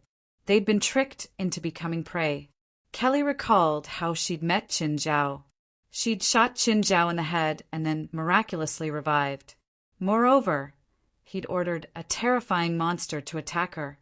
From then on, Kelly knew that there was something in this world that she couldn't understand. Clearly, Qin Zhao was one of those who couldn't understand. What they were going through now was probably also something they couldn't understand. Qin Zhao was still a suspect, but he wasn't very likely. At least, Kelly didn't think it was Qin Zhao through her analysis. Kelly hadn't interacted with Qin Zhao much, but she had a certain level of understanding. If Qin Zhao really wanted to harm her, he wouldn't have to be so sneaky. He definitely had the ability to end it directly. Even now, Kelly still couldn't understand Qin Zhao's strange methods. She couldn't break or block it. What should she do? This was a very heavy question. If she and her two followers encountered someone like Qin Zhao, how would she deal with it? Just then, a strange ringtone came from Kelly's phone. It was a bone-chilling laugh. Kelly was sure that her phone definitely hadn't been set to such a creepy ringtone. But now her phone really made such a sound. Kelly picked up her phone. There was still no signal on the screen. Evelyn and Allor both came over. Kelly looked at the caller ID. After a moment of hesitation, she still picked up the hands-free call. Hey, are you guys lost? The strange voice she'd heard in the car came again. Who are you? Kelly asked. You don't have the right to know my identity. You can only do as I say now. Otherwise, you'll be forever trapped on that endless path. All three women heard what the person on the phone said. The three girls looked at each other. The path will always come to an end. There's no path that can't be reached. Huh? Do you really think so? If that's the case, then our conversation ends here. You can die of exhaustion on that road. Wait, what do you want us to do? Kelly asked immediately. If they continued on this path, they might really break down. As a matter of fact, Kelly was only pretending to be calm. In fact, she was very frustrated. However, with her two followers by her side, she couldn't show it. At this moment, they were suppressing their emotions. Their mental fortitude was not as good as Kelly's. Therefore, all the agitation and uneasiness were written on his face. If they didn't change, they might go crazy first. Therefore, she would rather choose to face danger now. It was not an unchanging silence. About 1 kilometer in front of you, there is a turning path. Follow the path, and you will soon meet your opponents. Opponent? Do you want us to kill them? If you can do it, then go ahead and kill them. If we kill our opponents, will they let us go? If I'm satisfied with your performance, it's not impossible to let you go. Another turning path? They didn't have a good impression of turning paths. However, at this moment, they could only accept this condition. Soon they saw the turning path. It was a path leading into the forest. The path was very muddy and difficult to walk on. However, the three of them didn't care about the path under their feet. Instead, they were vigilant of their surroundings. However, after walking for half an hour, there was nothing except for the forest getting deeper and deeper. "There's nothing here." Caroline was very tired now. At the same time, her emotions were almost at their limit. However, in the next moment, a black shadow flashed past. It flew over Caroline's head. Before Kelly and Evelyn could react, Caroline fell to the ground. Her head fell to the ground. Her young life was gone forever. The black shadow didn't disappear. Instead, it landed not far away. It was a creature that looked like a lizard. Its slender and slimy body was about 4 to 5 meters long. However, it only had a pair of forelimbs and no hind limbs. However, it was very mobile. Its forelimbs were also very thick and long, even thicker than its main body. Its claws were incomparably sharp. It used its claws to cut off Caroline's head. Its 2 claws grabbed onto the tree branches on both sides and propped its body up. Under the night sky, the creature's body flickered with an unsettling light. A terrifying growl came from its bloody mouth. That Evelyn was so frightened that her legs turned to jelly. She pointed at the 2-legged monster in horror. The 2-legged monster suddenly turned around, its slender tail sweeping towards Evelyn. Evelyn watched as the 2-legged monster's tail stabbed towards her. However, her legs didn't react at all, as if she couldn't control them. Suddenly, Evelyn was pulled to the ground by a force. Kelly had already tackled Evelyn to the ground. At the same time, she pulled out her gun and fired 2 shots at the 2-legged monster. The bullets hit the 2-legged monster's body. The 2-legged monster screamed in pain and hurriedly dodged. Kelly's mood didn't improve. Her gun had only made the 2-legged monster feel pain. She didn't truly injure it. That kind of despairing body, strength and speed that far surpassed that of a human's. Add to that its beast-like movement and defense that couldn't be damaged by guns. From there, it created an undefeatable monster. How were they going to defeat this monster? "Miss Kelly, Caroline is dead. That monster will eat us all. We will die here." Evelyn's current performance was like that of an ordinary young girl. In fact, she was indeed a young girl. She had killing skills that ordinary girls didn't have. However, her mental fortitude wasn't much better than ordinary people. Her previous arrogance and calmness were merely a feeling of superiority brought about by her past experiences. When she faced an enemy that wouldn't care about her past, all of her arrogance would be gone. Calm down. If you really want to become like Caroline, you can just shout and scream. Chapter 22:16. Just then, the 2-legged monster dashed out of the darkness again. Kelly suddenly threw something. The 2-legged monster opened its mouth and bit. The next moment, the 2-legged monster's head exploded. Kylie felt like she was about to collapse. Evelyn was shocked and pleasantly surprised. She didn't expect Kelly to destroy the 2-legged monster so easily. Even Kelly didn't expect it herself. Her unexpected attack had actually achieved an unexpected result. However, she only had 1 grenade. After all, it was not easy to bring this thing on the plane. Moreover, some of the ingredients were disguised with powder. This was Kelly's trump card, but it could only be used once. She didn't have a second powder. "Evelyn, can you stand up?" Evelyn was still in a state of panic, but at least she could stand up. She also knew that Kelly wouldn't give in to her. If she lost her ability to move, Kelly would abandon her at the first opportunity. Because they were both killers, they knew each other's attitude and habits. Just then, Kelly suddenly moved and dashed into the depths of the forest. A figure in the depths of the forest saw Kelly and rushed over. He turned and ran, but he couldn't catch up to Kelly. Kelly threw herself at the man and knocked him to the ground. The person wanted to resist, but Kelly stuffed the muzzle into the person's mouth. "Try moving another one and see." It was only then that Kelly saw the man's face clearly. It was a man in his 30s who looked ordinary. If he were on the street, He wouldn't attract anyone's attention. "Don't kill me! Don't kill me!" the man mumbled in fear. "You're the one who trapped us here, right?" Kelly's eyes glinted fiercely. "What are you talking about?" The man looked confused. "I'm trapped here, too." "You too?" The man nodded. "Me too." "Pa!"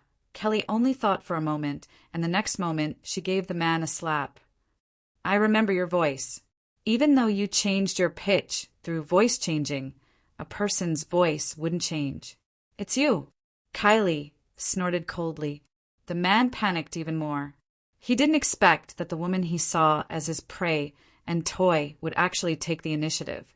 Not only did they kill his pet, but they also took him hostage. "If you kill me, you'll never be able to leave this place." The man no longer hid his intentions and threatened them directly. Kelly laughed. A threat from someone who was being held hostage was the funniest thing in the world. Bang! After a gunshot, Kelly shot through the man's left thigh. "Ah!" The man screamed and tried to cover his bleeding thigh. This shot also made Kelly understand that these special people were not completely invulnerable to firearms. She had been worried that everyone would be like Chen Zhao, to be able to stand up after having his head blown off, and still in perfect condition. She could just shoot herself in the head. "I have plenty of ways to make you talk, and I have enough time," Kelly said calmly. "What do you want?" The man gave in directly. He had never been a warrior. Even in battles, he was used to hiding behind the scenes and using small tricks to obtain victory. So, when the pain came, his sense of superiority toward ordinary people instantly disappeared. "I want to know everything," Kelly said. "Your goal, and whether my mission this time is a trap." "Since you already know, why ask?" The man tried to reply calmly. However, the pain in his thigh made it hard for him to calm down. "I want to know more," Kelly said with a dark expression. "You're the prey of those important people, and this is all a game to them. No one can treat me as prey. If they think this is a game, I'll make them pay," Kelly said decisively. At this moment, her heart was filled with endless anger. Do you really think that you can defeat those important people just because you beat me?" "That's enough," Kelly said coldly. "I'm just a pawn. To put it bluntly, I'm just an errand boy. My ability is nothing before those important people. I'm an assassin. I have plenty of ways to kill someone." Kelly was also very confident in her abilities. "This method might work against a normal spiritualist like me," the man said, "but it's far from enough to deal with your targets. Tell me everything you know." "Tell me first, how did you know I was here?" the man said, unwilling to give up. Do you really think you're good at hiding? It seems that you've underestimated an assassin's senses. When we were on the road, I already sensed your existence, but I couldn't lock onto your location. I only confirmed your location when I saw that two-legged monster. Then, the man gave up and told them everything he knew. Kelly and Evelyn stood there, listening to the unfamiliar story, quietly. It turned out that Chen Zhao was telling the truth. They were really prey. The situation was even more dangerous than she'd thought. "Ms. Kelly, let's go." Evelyn only wanted to escape. She didn't want to face those monsters.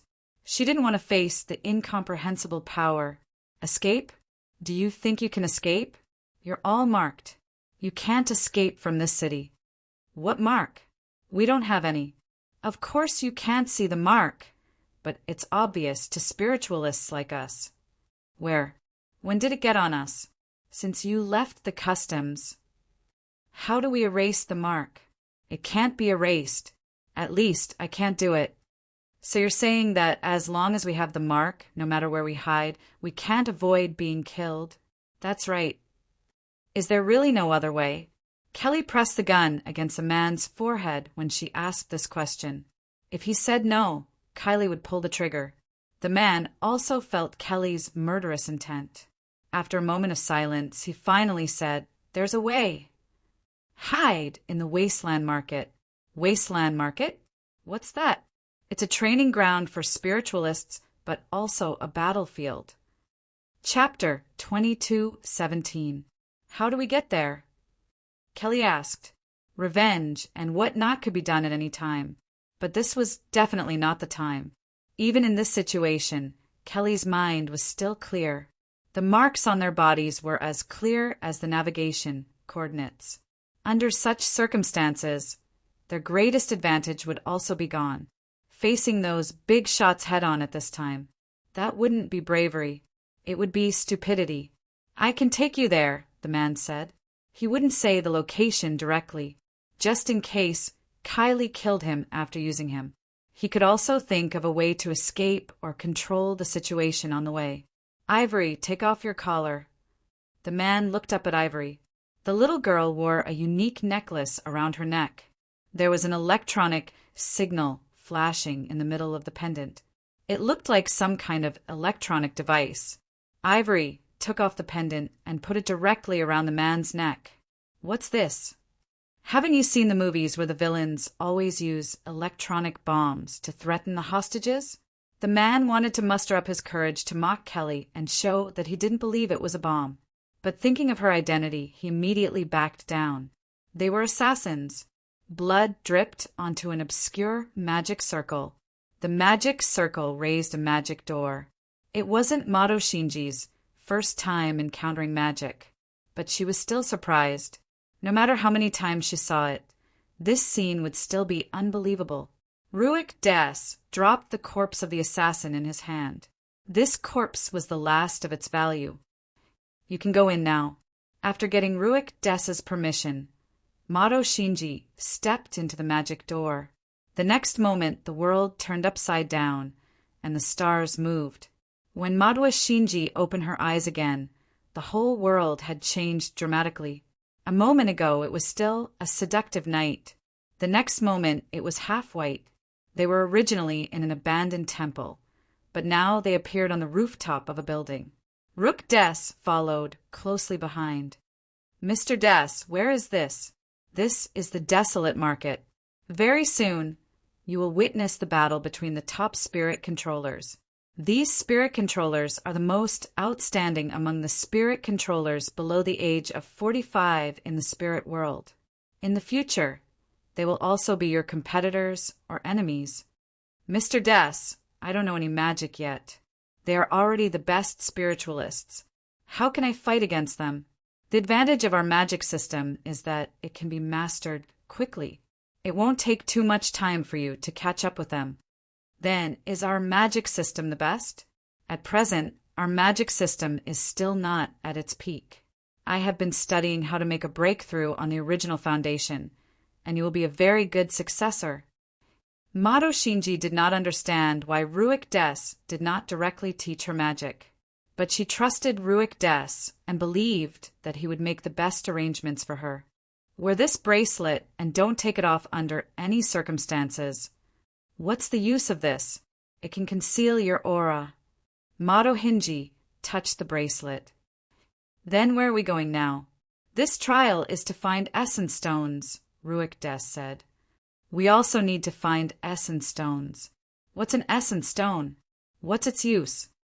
It's a magic or that can increase magic power by a small amount, but it's a good item for alchemy.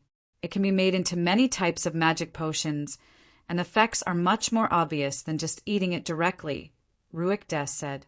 Ruik Deso said, however, the organizers of this trial have only hidden 1,000 soul essence stones in this venue, and the number of spiritualists participating in this trial is astonishing, far more than 1,000. Therefore, this place will soon become a battlefield, and everyone will become our enemy. Essence stones are rare, Bifla said. According to the market price, a standard essence stone is about $1 million. You said there are 1,000 essence stones here? In other words, soul essence stones worth at least $1 billion are placed here. Chun Zhao's eyes lit up. He seemed to be eager to try. Our perception is useless. If we were to be found so easily, then this trial would be meaningless. After all, among so many spiritualists, there are spiritualists with sharper perception than us. If we can find the spirit essence stone purely by relying on perception, then it won't be fair to the other participants. Bifila said, moreover, there are a large number of fake soul essence stones. This will be a long and difficult trial. Let's not ruin the fairness of this trial. The organizer let us in, Chen Zhao said, unconcerned. They should be prepared for us to break the rules. Bifila couldn't refute Chen Zhao's words. In fact, he agreed with Chen Zhao. They had come in as spectators, but at their level, unless they stood still and did nothing, they wouldn't be able to do anything. Otherwise, they would have to do something biased and go against the rules of the game. For example, would they just watch when their team fought someone else? Or do nothing? Actually, the organizer understood this too. But wasn't this also within the rules? If the person in charge of a team really had the ability to break the rules secretly and not be discovered, that was their capital. For the strong, no matter what field they were in, they would always receive more power and respect. Of course, these hidden rules couldn't be said out loud. Saying it out loud would be truly unfair. I'll test the limits of my senses, Qin Zhao said. This was his main reason for coming to the desolate market. Instantly, Chen Zhao's magic power was unleashed. It's too obvious when you release your magic like this, Bifila reminded. Every spiritualist can discover your magic and be more alert. I'm still a bit green. Chen Zhao didn't retort. He'd released about 10 square kilometers.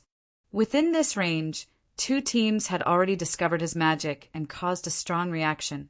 Chen Zhao started diluting his magic and spreading it out in an even thinner way. This sensing method has a wide range, but it takes some time to spread it out. Looks like it's not without its flaws. Isn't that obvious?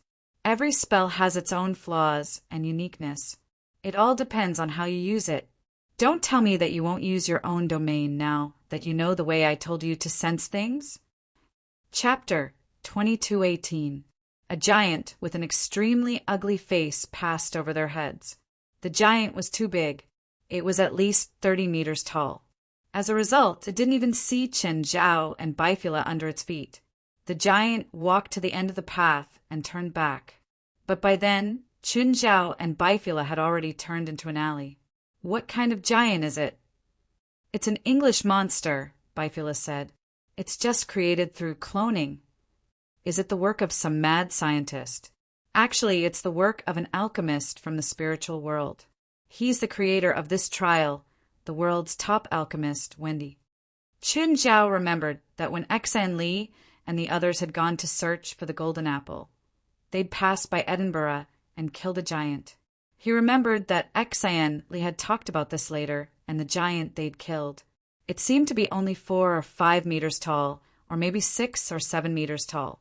But the giant before them was at least 30 meters tall. It was like a moving building. English giants are this big? If it's just simple cloning, it clearly doesn't fit the title of the world's top alchemist. So he must have added some of his own ideas. Bigger? Chen Zhao rubbed his chin and looked at the giant that walked past them. Giant is just one of them. I've seen this before.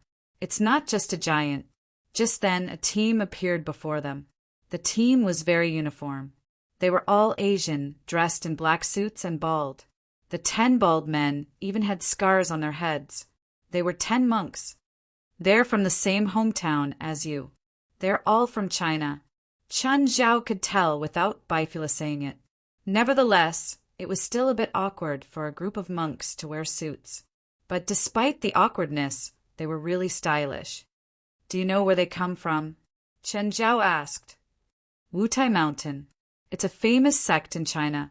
Chen Zhao studied the group of monks curiously. Every monk exuded a masculine aura. Their gazes were straight and determined. Coupled with their well-defined faces, they had a unique temperament. Senior Brother Fajing, there's a demon ahead. It looks strong. This giant must be a guardian beast. According to the rules of the trial, there must be soul essence stones around it. This is the time when we need to subdue the demon. Fellow brothers and sisters, let me test the strength of this demon first. F.A. Zheng, who was the leader, stepped forward and shouted. His body emitted a powerful Buddhist light. Tear, 3 Vajra. The golden light around Fa Zheng's body turned into a Vajra and shot towards the giant. Before the giant could even turn around, the Vajra pierced into its back. Roar! The giant let out a wild roar and turned around abruptly, feeling an unprecedented impact. Fan Zheng was sent flying dozens of meters away before crashing heavily into a shop along the street. What a powerful demon! Is brother Fa Zheng all right? Wah! Just then, Fa Zheng jumped up. I almost died. When the other apprentice brothers saw that Fa Zheng was safe and sound, they also felt relieved. Fortunately, senior brother cultivates the indestructible Vajra divine art. Fa Zheng jumped out of the rubble and wiped his face. This guy is so strong and his skin is so thick. I can't even break through his defense with my Tier 3 Vajra. Whoosh! Tier 3 Vajra. Baifla shook his head, looking very disdainful. What's wrong? Chen Zhao asked, confused. His technique is quite powerful. Buddhist techniques are divided into 9 tiers. The lower 3 tiers are the lowest and can only be considered the basics. These monks must be the most outstanding disciples among the younger generation of Wutai Mountain, since they can participate in the Battle of the Holy Glory. Do you think they'll be chosen by the old monks if they only have the basics of Buddhist techniques? That's why I shook my head. They underestimate the spiritual world too much. They clearly have more powerful techniques, but they still hide them. They think it's unbelievable that someone can block a Tier 3 technique. Don't you think they're arrogant? Even the basic divine ability cultivation methods have such dazzling power and light. Then, wouldn't the middle and upper 3 grades of divine ability cultivation methods be invincible in the world? I admit that the sound and light are dazzling, but if you want to talk about power, I can only say that you're ignorant. Baifla seized the chance to diss Qin Zhao. If you want to use us as a standard, then I can't do anything. Chen Zhao shrugged and looked back at the battlefield. Both Chen Zhao and Baifla were at the top of the spiritual world or close to it. At least in terms of power, the number of people who could defeat them could be counted with one's fingers. Thus, it was meaningless to compare them. Also, the excellence of a group of middle school students couldn't be compared to university professors. Although Baifla sounded disdainful, he still watched the battle of 10 bald men and 1 giant seriously. Qin Zhao also watched the battle with interest. This was his first time encountering a monk with real ability. Buddhism was a foreign religion. However, after thousands of years of development, it had become local in China. Qin Zhao didn't like it at all. If there was a rule he didn't like, it would be to cut off worldly desires. It was like after becoming a monk, your parents wouldn't be your parents anymore. In Chen Zhao's opinion, these so-called rules were too anti-human. But when it came to religion, to put it bluntly, one was willing to fight while the other was willing to suffer. As long as it didn't affect others, no one had the right to say anything. Plus, Buddhism also had a positive side, such as leading people to do good. Compassion was the core religious concept of Buddhism. The 10 bald men were clearly weaker than the giant, but they were all unkillable cockroaches. No matter how the giant attacked them, they wouldn't lie down. They were like cockroaches in hot-blooded comics. When you can't kill me, I have 100 ways to kill you. They were the cockroaches of the spiritual world. No wonder the people of Mount Wutai sent them here. Baifla suddenly had a kind of belated realization. What's special about them? Qin Zhao asked. Their magic power and divine abilities are probably not the best in the spirit world. In fact, they might not even be the most outstanding in their own sections. However, each of them has cultivated a protective divine ability. It's no wonder that they would treat a 3rd-grade divine ability as a high-level offensive divine ability. I'm guessing that they've mastered a 3rd-grade or 4th-grade divine ability at most. But in Chen Zhao's eyes, their protective abilities looked about the same. All of them were shining gold and had a bald head. Qin Zhao couldn't tell who was who. Bookmark for easier reading. Chapter 2219. This giant looks just big. There's nothing special about it. As soon as Qin Zhao finished speaking, the giant's eyes suddenly shot out a beam of red light. Destructive ray. Qin Zhao had seen the abyss demons use this move before and shoot it out with their eyes too. Jalanash from the society could also use this spell. However, Jalanash's destructive ray was shot out from her fingers. Seeing that the destructive ray was about to hit his junior, Fa Zheng flew in front of him. Fa Zheng flew in front of his junior brother and shouted, "Vajra, treasured Buddhist temple!" The golden light around him seemed to have turned into liquid form, forming a golden wall. The golden wall was instantly shattered by the destructive ray. The violent impact sent Fa Zheng and his junior flying. Immediately after, the giant took another deep breath and suddenly burst forth. Boom, boom, boom. The strong pressure destroyed 2 or 3 low-rise shops along the way. The 10 bald men were sent flying. Even Qin Zhao couldn't help but gasp. So powerful. However, even with such injuries, the 10 bald men still stood up unscathed. This will be a long battle. The 10 bald men's defense is really shocking. On the other hand, their attacks are too mediocre, Bifla said. Qin Zhao nodded, agreeing with Bifla. The strength of these 10 baldies couldn't be said to be weak, but their strengths and weaknesses were also very obvious. Just then, a beam of green light shot out from behind without any warning. The green light wrapped around the giant's neck and pulled him to the ground. In the next moment, countless rats crawled out from all directions of the street. The group of rats crawled into the giant's mouth, nose, and ears. The giant squealed, but there were too many rats in his stomach. He couldn't vomit them all out. Plus, the rats were wreaking havoc in his stomach without restraint. The giant was a clone and didn't have a soul, but it could also feel pain. After all, it was a living thing, not a dead one. Not long after, there was no movement from the giant. The rats crawled out of the giant's mouth, nose, and ears and gathered into a human shape. Just then, a few people walked out from other corners. The 10 bald men looked at them with righteous indignation. It seemed like they were old acquaintances. Yo, is this the gathering of the supernatural world in China? First it was the Wutai Mountain, and now it's the union of 10,000 immortals. Union of 10,000 immortals? It seems very powerful. What powerful? It's just the demon clan. Do you really think they're the gods in your myths and legends? You're saying that the people behind us are monsters? I don't sense any demonic aura from them. Nonsense.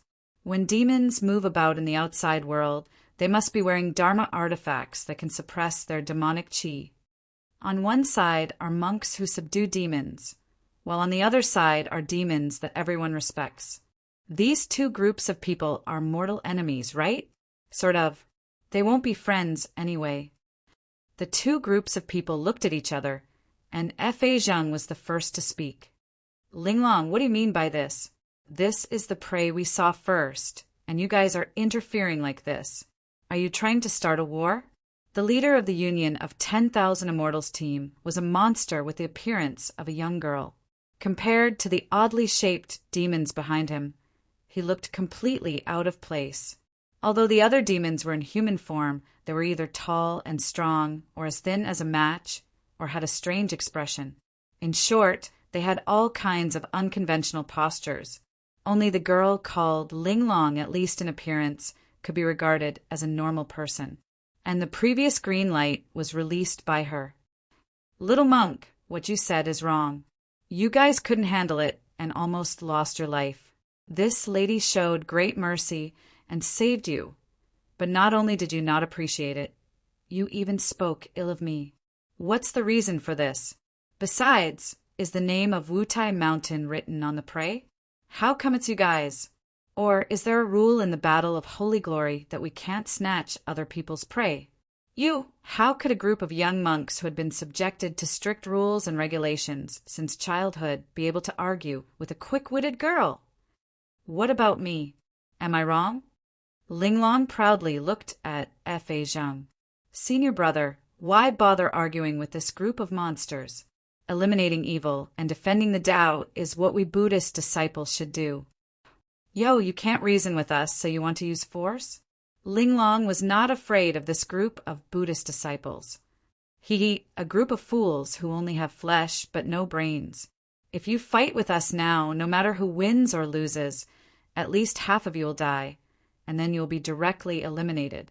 Upon hearing Linglong's words, Fa Zheng also looked hesitant. Fa Zheng looked at the rat spirit, the shifty-eyed Wei Daheng. Wei Daheng was holding a piece of psychic jade in his hand. It was what he took out from the giant's belly. This piece of psychic jade was not their task item for this trial. However, this piece of psychic jade could guide them to the 3 pieces of soul essence stone. After all, the strength of this giant was extraordinary. That was why he carried such a high-value item with him. As long as they could get this piece of psychic jade, they could get 3 pieces of soul essence stone. We also have a share in this thing, Fa Zheng sonorously said. Otherwise today, even if both sides suffer, we will not let you have an easy time. The people from the Union of 10,000 Immortals also hesitated. They didn't want to fight with the bald donkey. They could be considered old acquaintances. It wasn't that they were weaker than the bald donkeys from Wutai Mountain. They were really difficult to deal with. Perhaps the bald donkeys couldn't beat them, but there was nothing they could do about their turtle shells. The bald donkeys' combat power was average, but their tortoise shells were really hard, terrifyingly hard. They could fight with any team for an entire day. The second trial would only last 5 days. If they really fought, they would not be able to do anything for the next 24 hours. We can find 3 pieces of soul essence stone with this psychic jade. We can give you 1, but you have to work hard. No, we want 2. Monks should have nothing to do with worldly desires. You're so calculative. You don't look like monks at all. Chun Zhao and Baifla were still standing in the alley. What kind of monster is that little girl? What an old-fashioned tone. Don't tell me you're an old demon. She's definitely not as young as she looks, Baifla said. But she's not as old as you think, either. She should be some kind of monster, transformed from spiritual chi. So she's a divine beast? Not a divine beast, but higher than regular monsters. She's a spiritual beast. I think she's a water beetle. I want to catch her as a pet for my daughter. 9 Heavens, Divine Emperor. Chapter 2220. I've heard of Baizé, but not the water bug. It's a poisonous monster that lives in the mountains and rivers. Are you sure you want to catch it for your daughter as a pet? Then forget it. Chen Zhao had heard that the water bug was poisonous. Considering the safety of his family, he gave up. Suddenly, Exquisite looked at the shadow where Chen Zhao and Baifla were standing, but there was nothing there apart from darkness. Exquisite didn't see anything. She was very sure that there was something there that made her very uncomfortable. Let's go. Exquisite didn't want to face this feeling. She just wanted to leave. More accurately, she wanted to escape. That little monster's senses are really sharp. It's a spiritual beast, after all. It's a creature born from nature. It's born with a sense of danger. Plus, you don't hide your evil intentions at all. I'm just saying. While the two were chatting, the team from Wutai Mountain and the alliance of 10,000 Immortals had already left. Although the 2 teams were hostile to each other, they still maintained restraint. Let's follow them. I want to see if they'll do anything to each other. Chen Zhao was very interested in the 2 teams. Let's keep some distance. That little monster has already sensed us. It'll probably be more cautious along the way. Even at Chen Zhao and Baifla's level, they couldn't truly become invisible. Their invisibility was a kind of perceptual or visual deception. Of course, invisibility spells did exist in the spiritual world, but there were all sorts of flaws, such as not being able to hide their auras. So, under certain circumstances, it was possible for others to discover Chen Zhao and Bifla's tracks. So, Qinzhao and Bifla still had to be careful. If a group of juniors saw through their tracks, it would be too embarrassing. The movements of the two teams were not slow. They didn't encounter any obstacles along the way. Qinzhao and Bifla followed the two teams and arrived outside a tomb. There was a temple in front of the tomb. For now, Qinzhao and Bifla didn't know which god the temple worshipped. Judging from the temple style, it should be rather ancient. It didn't belong to Norse or Greek mythology.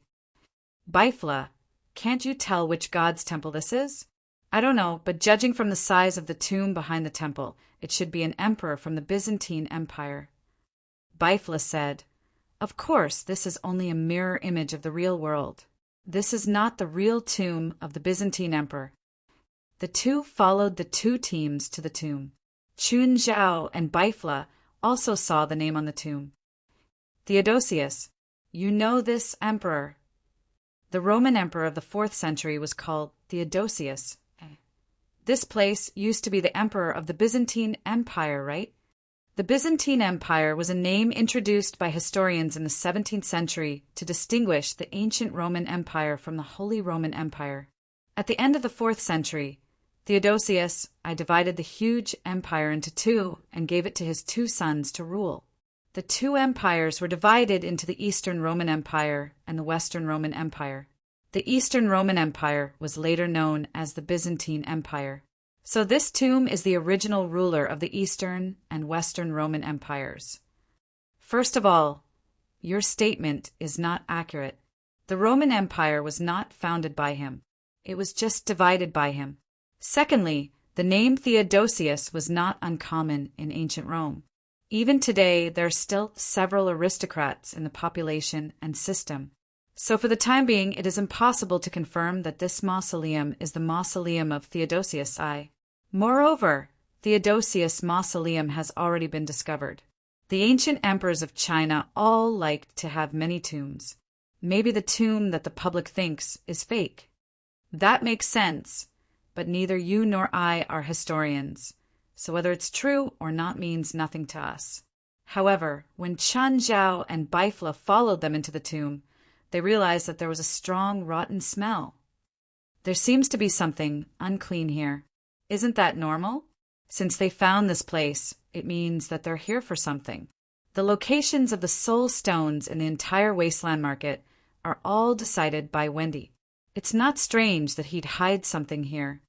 The underground space of this mausoleum is huge. Is this Theodosius I trying to create an underworld dynasty like the first emperor of ancient China?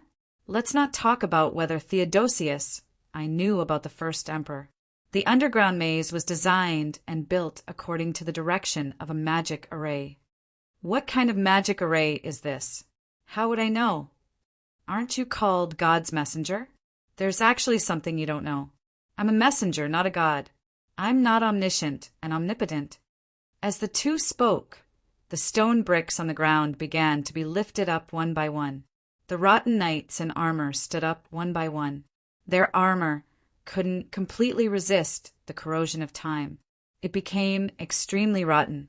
The parts that were exposed were dark blue spiritual bodies. Wow, I'm so scared. Little Baldy, hurry up and clean these things up. Tinkle pretended to be frightened, but she looked at F.A. Zheng with a smile. Don't you know how to do it yourself? F.A. Zheng said unhappily. These are all Einherjar knights. They were people of great merit when they were alive. Their souls willingly stayed here after death to show their loyalty. If we do anything, they won't be able to reincarnate. Are you sure you want us to do it? What were Einherjar knights? They had noble and firm willpower. Moreover, they had to be willing to become Einherjar knights. Although they were dead, they didn't disappear. Instead, they would remain in this world forever. Until the day their armor was completely eroded by time, their souls would truly return to the heavens. F.A. Zheng's face darkened. These Einherjar knights weren't bad people from any perspective. Therefore, only they were suitable to help these Einherjar knights break free from their armor and be enlightened. Of course, Fa Zhang and the others didn't rely on chanting scriptures. They relied on their golden fists. Although there were many Einherjar knights in the passageway, their strength was just passable. They couldn't stop the two teams at all. They couldn't even stop a single person. Chapter 22-21. It wasn't a smooth journey, but the two teams didn't encounter too many obstacles. They quickly found a soul lesson stone. Apart from the Einherjar knights along the way, there were no other dangers. Everyone was dazed. It ended just like that. Even Chen Zhao and Baifla were greatly disappointed. The intense battle and danger they'd anticipated didn't appear. They'd explored less than 1/10 of the entire underground palace. Isn't it too easy? The psychic jade guided us. Of course it's easy. Exquisite glanced at Fa Zhang and said matter-of-factly, if we didn't have the psychic jade, do you think we'd be able to find such a hidden place? But the Einherjar knights along the way aren't on the same level as that giant. That giant provided the psychic jade. Its value isn't even on the same level. Just then, the rat demon Wei Daheng said, Exquisite, this underground palace is huge. There might be many good things hidden. Why don't we explore a bit more? This place doesn't give me a good feeling, Exquisite said. There's danger here. The other demons had great trust in Exquisite's senses. In fact, animal-type monsters all had very sharp senses. However, Exquisite was the sharpest one. Actually, we've never gotten out of danger, Exquisite said. Hidden in the darkness. Qin Zhao and Baifla glanced at each other. This little monster's senses were so sharp. They'd already been very careful, but the little monster still sensed danger. You mean someone's following us? Fa Zhang asked in surprise. At the same time, he and his fellow disciples started looking around, trying to find the stalker. Suddenly, Wei Daheng yelled, Found it! Chen Zhao and Baifla suddenly heard a mouse under their feet. The two looked down. A mouse had run under their feet without them knowing. Instantly, 20 people surrounded Chen Zhao and Baifla. Chen Zhao and Baifla glanced at each other and saw the helplessness in each other's eyes. They both had their own pride and arrogance, but they'd still underestimated each other's abilities. What do we do now? Qin Zhao asked. Qin Zhao didn't hide his question from the two teams. It was a blatant question. Don't be too heavy-handed, Baifla said. Me? You. Baifla nodded. Why me? Why didn't you do it? Because you're the one who exposed it, Baifla said matter-of-factly. Fine. Chen Zhao was helpless. In terms of concealment ability, he was indeed inferior to Baifla. Baifla could even stand in front of others without being noticed. Just this ability alone was enough to impress Qin Zhao. At least, he couldn't do it himself. He didn't even understand the theory behind it, an ability to be ignored by others. This ability should have nothing to do with invisibility spells. Perhaps it was an illusion or a spell to deceive one's senses. These two fellows are very dangerous. We must be careful, Ling Long reminded. Although she sensed the danger from Chen Zhao and Baifla, she still felt that Qin Zhao and Baifla were dangerous. However, she did not intend to back down, because the feeling of danger was very general. It wasn't a clear number. It was as if a child holding a gun was dangerous. Or perhaps there was a giant dragon standing in front of him, which was equally dangerous.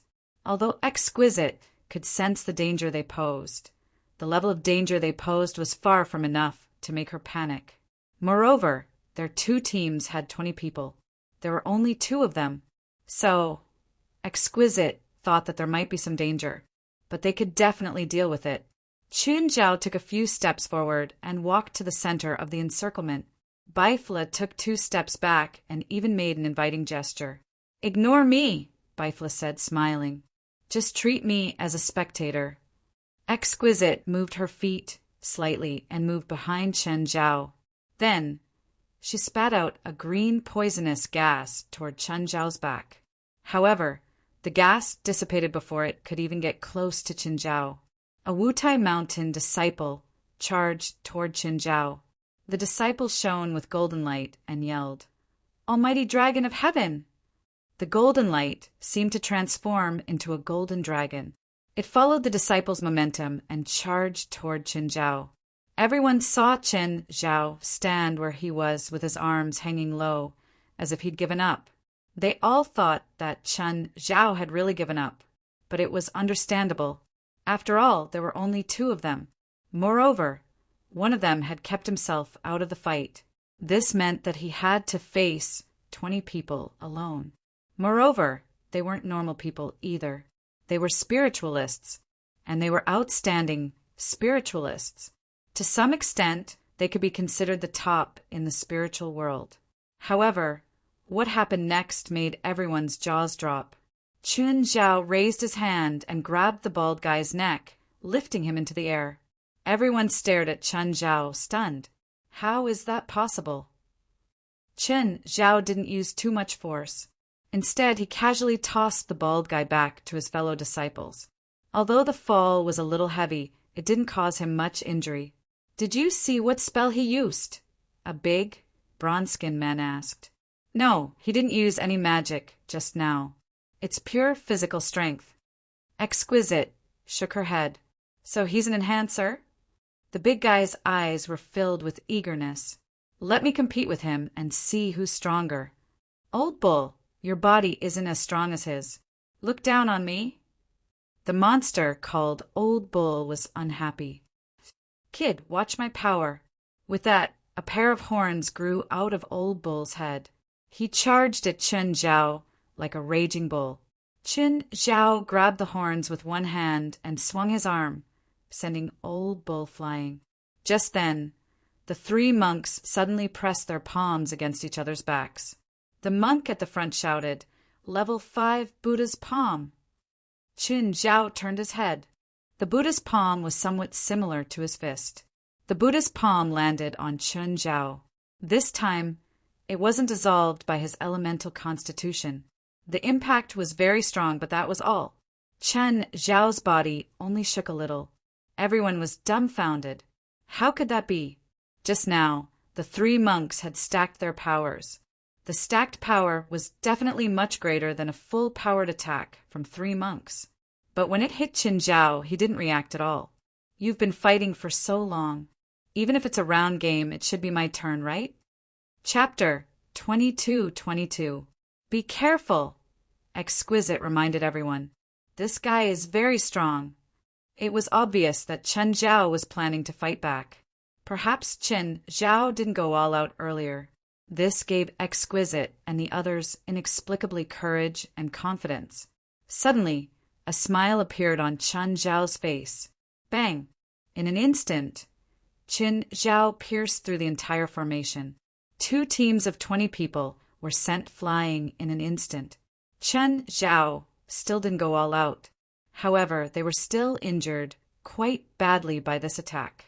Everyone clutched their heads or their chests, moaning. "I hope you can learn from this and pick a good opponent. It'll help you go further," Qin Zhao said, clapping his hands before the 20 people. Their faces flushed from Qin Zhao's words. To them, this was an unprecedented, crushing defeat. However, Qin Zhao also made them feel helpless. The sense of defeat made them unable to resist. "Let's go." Qin Zhao turned back and looked at Baifla. Qin Zhao and Baifla were about to leave when the tunnel around them suddenly twisted. The two paused and glanced at each other. "Did you do this? Or did they do it?" "It's not me. I don't know how to twist space." Qin Zhao wasn't unfamiliar with this kind of magical wave. This was spatial magic. It was different from what Qin Zhao knew, but the elements were the same.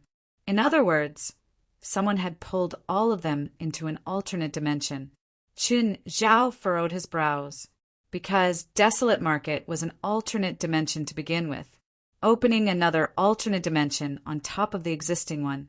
The mastery of spatial magic and the level of magical power were both extraordinary. At this moment, the surrounding space turned into a vast plain, and the sky was dark without the light of day. Amidst the flying dust, an army slowly appeared. The army was completely made up of spirit knights. Moreover, they hadn't been eroded by time. Compared to the spirit knights from Wutai Mountain and the alliance of 10,000 immortals, they were even more majestic and imposing. There were also 3 heroic spirits of the generals. In front of the 3 heroic spirits was a king with a golden sword in his hand and a crown on his head. Fa Zheng Exquisite, and the others were all shocked by the scene before them. Where was this? Who are they? I am Theodosius, the great Roman emperor, the guardian of the Holy See, the son of Belius, the supreme commander of the valiant souls, the holder and possessor of the Magadite. The crowned king began to recite his title in an endless stream. There were at least 20 of them in total. He didn't understand most of the titles anyway. He only understood the titles and statuses of the emperor and the commander-in-chief. Bifla, can you understand me? It's enough to hear the first few titles. The latter ones are all empty titles. Some were given to him by other European kings or emperors at that time. Of course, he also gave many such titles to others. The Holy See should be referring to Odin in Norse mythology. To put it bluntly, the guardian of the Holy See is the identity of the god's bodyguard. In Norse mythology, there are many positions of gods. He is also the first emperor of Europe. It is said that he once ruled all of Northern Europe. There is even a saying that only those who have his bloodline can become the king of a country. Did he drag us into this to fight with us? Obviously. Bifla also shrugged helplessly. On the other side, Fa Zheng and Exquisite glanced at each other. What do we do? What else can we do? Fight, of course. Do you think we can negotiate with them? But do you think we can beat so many spirit knights? Exquisite looked at the tens of thousands of Einherjars in front of her and immediately felt despair. How? They couldn't win at all. It was an unsolvable situation. Kid, move aside, Qin Zhao said calmly. When the alliance of 10,000 immortals and Wutai Mountain looked at Qin Zhao, there was some hatred in their eyes. Qin Zhao and Bifla walked to the front. They had different identities, statuses, and abilities. Therefore, the choices they had to make would be different too. For example, the situation before them. In the battle of Holy Glory, there would always be many unavoidable and unexpected situations. In a situation like this, if people of their status were here too, under normal circumstances, they would have to help the participants of the battle of Holy Glory. Of course, this was within their power. Even if they didn't help, they wouldn't be punished. But they would have conflicts because of this. Some grudges were created because of this. Guys, the current situation isn't something any one of us can solve alone. We should work together and find the exit to escape. Bifla looked back at Exquisite. Do you know how long it will take to find the opening in such a huge space? Exquisite looked at Bifla, her face bright red. She was very unhappy with Bifla's tone and attitude. Bifla's condescending gaze was like he was treating her like a real child. You're strong, but we're not bad either. Really? Prove it to me. We don't need to prove anything. Anyway, if you want to leave, you'll need us. Bifla chuckled. You can't help it all. Fine, if you do it, we'll be fine. Bifla made an inviting gesture. Bifla's attitude made Exquisite a bit angry.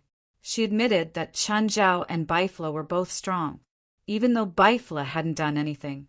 Still, he was on Qin Zhao's side. Being able to stand together meant that they were at least on the same level. Plus, Qin Zhao had attacked, but he hadn't. So he was naturally thought to be more powerful than Qin Zhao. Just then, Theodosius pointed his golden sword at Qin Zhao's group. A square formation of Einherjars stepped out. There were 200 of them.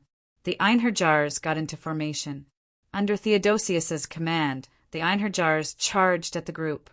Exquisite's expression changed drastically. Defend! She didn't need to say anything.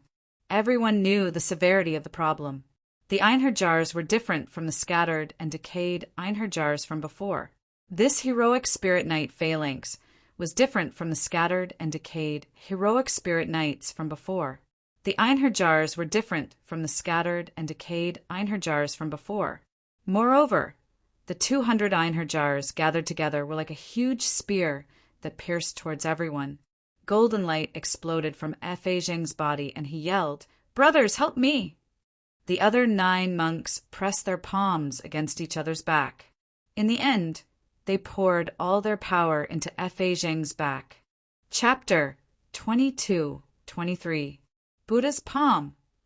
A gigantic Buddha avatar stood in front of the formation. It was 30 meters tall and shone with golden light. It lifted its right arm and slapped at the spirit knights. Hearing the name, Chen Zhao grinned. The name was a bit low. Bifla glanced at him. "What's so special about the name?" "Nothing." Chen Zhao shook his head, but the Buddha's palm wasn't weak at all. In an instant, the vanguard of the Einherjar formation was smashed apart. 1/3 of the spirit knights were instantly destroyed. Then, the 10 monks ran out of magic power. If they were ordinary spirits, the number of killed would be 10 times higher. But the spirit knights weren't unclean spirits. They were created from the power of the holy element. Although it was a spiritual body, it had an extremely high resistance to the power of the saint type. Buddhist techniques and sacred light magic were 2 different systems, but their attributes were actually similar. Therefore, it was internationally recognized that Buddhist techniques were categorized as sacred. To the Einherjars, they were like fish in water, and the holy power was the water. How much water was needed to kill fish? So, the combined attack of the 10 monks from Wutai Mountain didn't achieve the effect they wanted. Of course, the loss of 1/3 of the Einherjar knights had disrupted their formation. The spirit knights reorganized their formation, and the formation shrank. But their morale wasn't affected. Instead, it rose. On the contrary, after the 10 monks used the Buddha's palm, both their magic power and aura started to drop uncontrollably. The difference in power between the 2 sides was too huge. They were falling behind in all aspects. Basically, techniques and tactics couldn't be used anymore. Just then, the alliance of 10,000 immortals, led by Exquisite, stood up. The alliance of 10,000 immortals and Wutai Mountain were enemies, but no one could stay out of this. So Exquisite gave the command. There were also 10 people working together. They stood in a straight line and used all their magic power at the same time, pushing forward, toppling mountains and overturning seas. Instantly, a huge sandstorm rose in the barren land. A huge face appeared in front of the sandstorm. Roaring, it charged toward Chen Zhao's army of spirit knights. But at this moment, the Einherjars suddenly sped up. Every Einherjar's body erupted with a golden radiance. The golden light fused into one and turned into a giant golden spear that rushed toward the sandstorm. Crash! In an instant, the sandstorm was pierced through. Both sides were still covered in darkness, but the center was shrouded in brilliant golden light. The 10 people of the union of 10,000 immortals spurted out a mouthful of blood at the same time. The golden spear was unstoppable as it shot towards the crowd. The people of the union of 10,000 immortals and Wutai Mountain were already desperate. The difference was too great. Neither Wutai Mountain nor the union of 10,000 immortals felt the hope of victory. Suddenly, a fist descended from the sky and landed in the middle of the heroic spirit knights. Bang! In an instant, the entire Einherjar knight phalanx was obliterated by the fist. The people from the alliance of 10,000 immortals and Wutai Mountain all opened their mouths and turned to look at Chen Zhao, dumbfounded. When Chen Zhao attacked, they all saw it, but he subconsciously ignored Chen Zhao's actions. Until that shocking scene just now. Only then did they react. One punch, just one punch. The 100 or so Einherjar knights were shattered, just like that. Only then did everyone realize that Chen Zhao hadn't used his true strength when he'd fought them before. "I told you to step back." Bifla strolled over and stood next to Chen Zhao. Theodosius was enraged when he saw how easily his army was destroyed. Even though they were hundreds of meters apart, they could hear Theodosius's roar. A general in black armor charged toward them on horseback. When the general reached the center of the battlefield, he shouted, "Who will fight me?" The general gave off an unsettling aura. It wasn't evil, but it made people's hearts palpitate. That black armor general is giving me a very bad feeling. Exquisite's face flickered. That black armor is made of black, profound gold. Fei Zheng's expression was solemn. It is said to be able to survive doomsday magic, and it also has unparalleled physical defense. The entire armor is made of black, profound gold? Then what's the point of fighting? Even if all of us go up, we might not be able to break that turtle shell. What was doomsday magic? Simply put, it was world-destroying magic, although there had never been such magic in the modern world. In the spiritual world, there had been theories about doomsday magic. A sage had once claimed that if the conditions allowed, there was a chance to use doomsday magic. Black profound gold was also known to be absolutely resistant to magic. No magic could corrode it or destroy it. Even world-destroying magic couldn't destroy the barrier made of black profound gold. Therefore, the appearance of the black armored general made everyone despair. Even the top group of people in the spiritual world couldn't break through the armor made of black profound gold. Not to mention them. Bifla glanced at the general. He'd planned to attack, but when he saw the general, he took a step back. "I'm not good at this kind of enemy. You go." "Oh, you're giving up just like that." "He's not worth me fighting," Bifla said stubbornly. The general was indeed very troublesome for Bifla. Bifla couldn't be defeated by such a small monster, but he had to use at least 80% of his power to defeat the general. He, Ningku, would rather face 1,000 spirit knights than face the black-armored general. "Fine." Qin Zhao walked up. The black-armored general rode his horse and charged at Qin Zhao.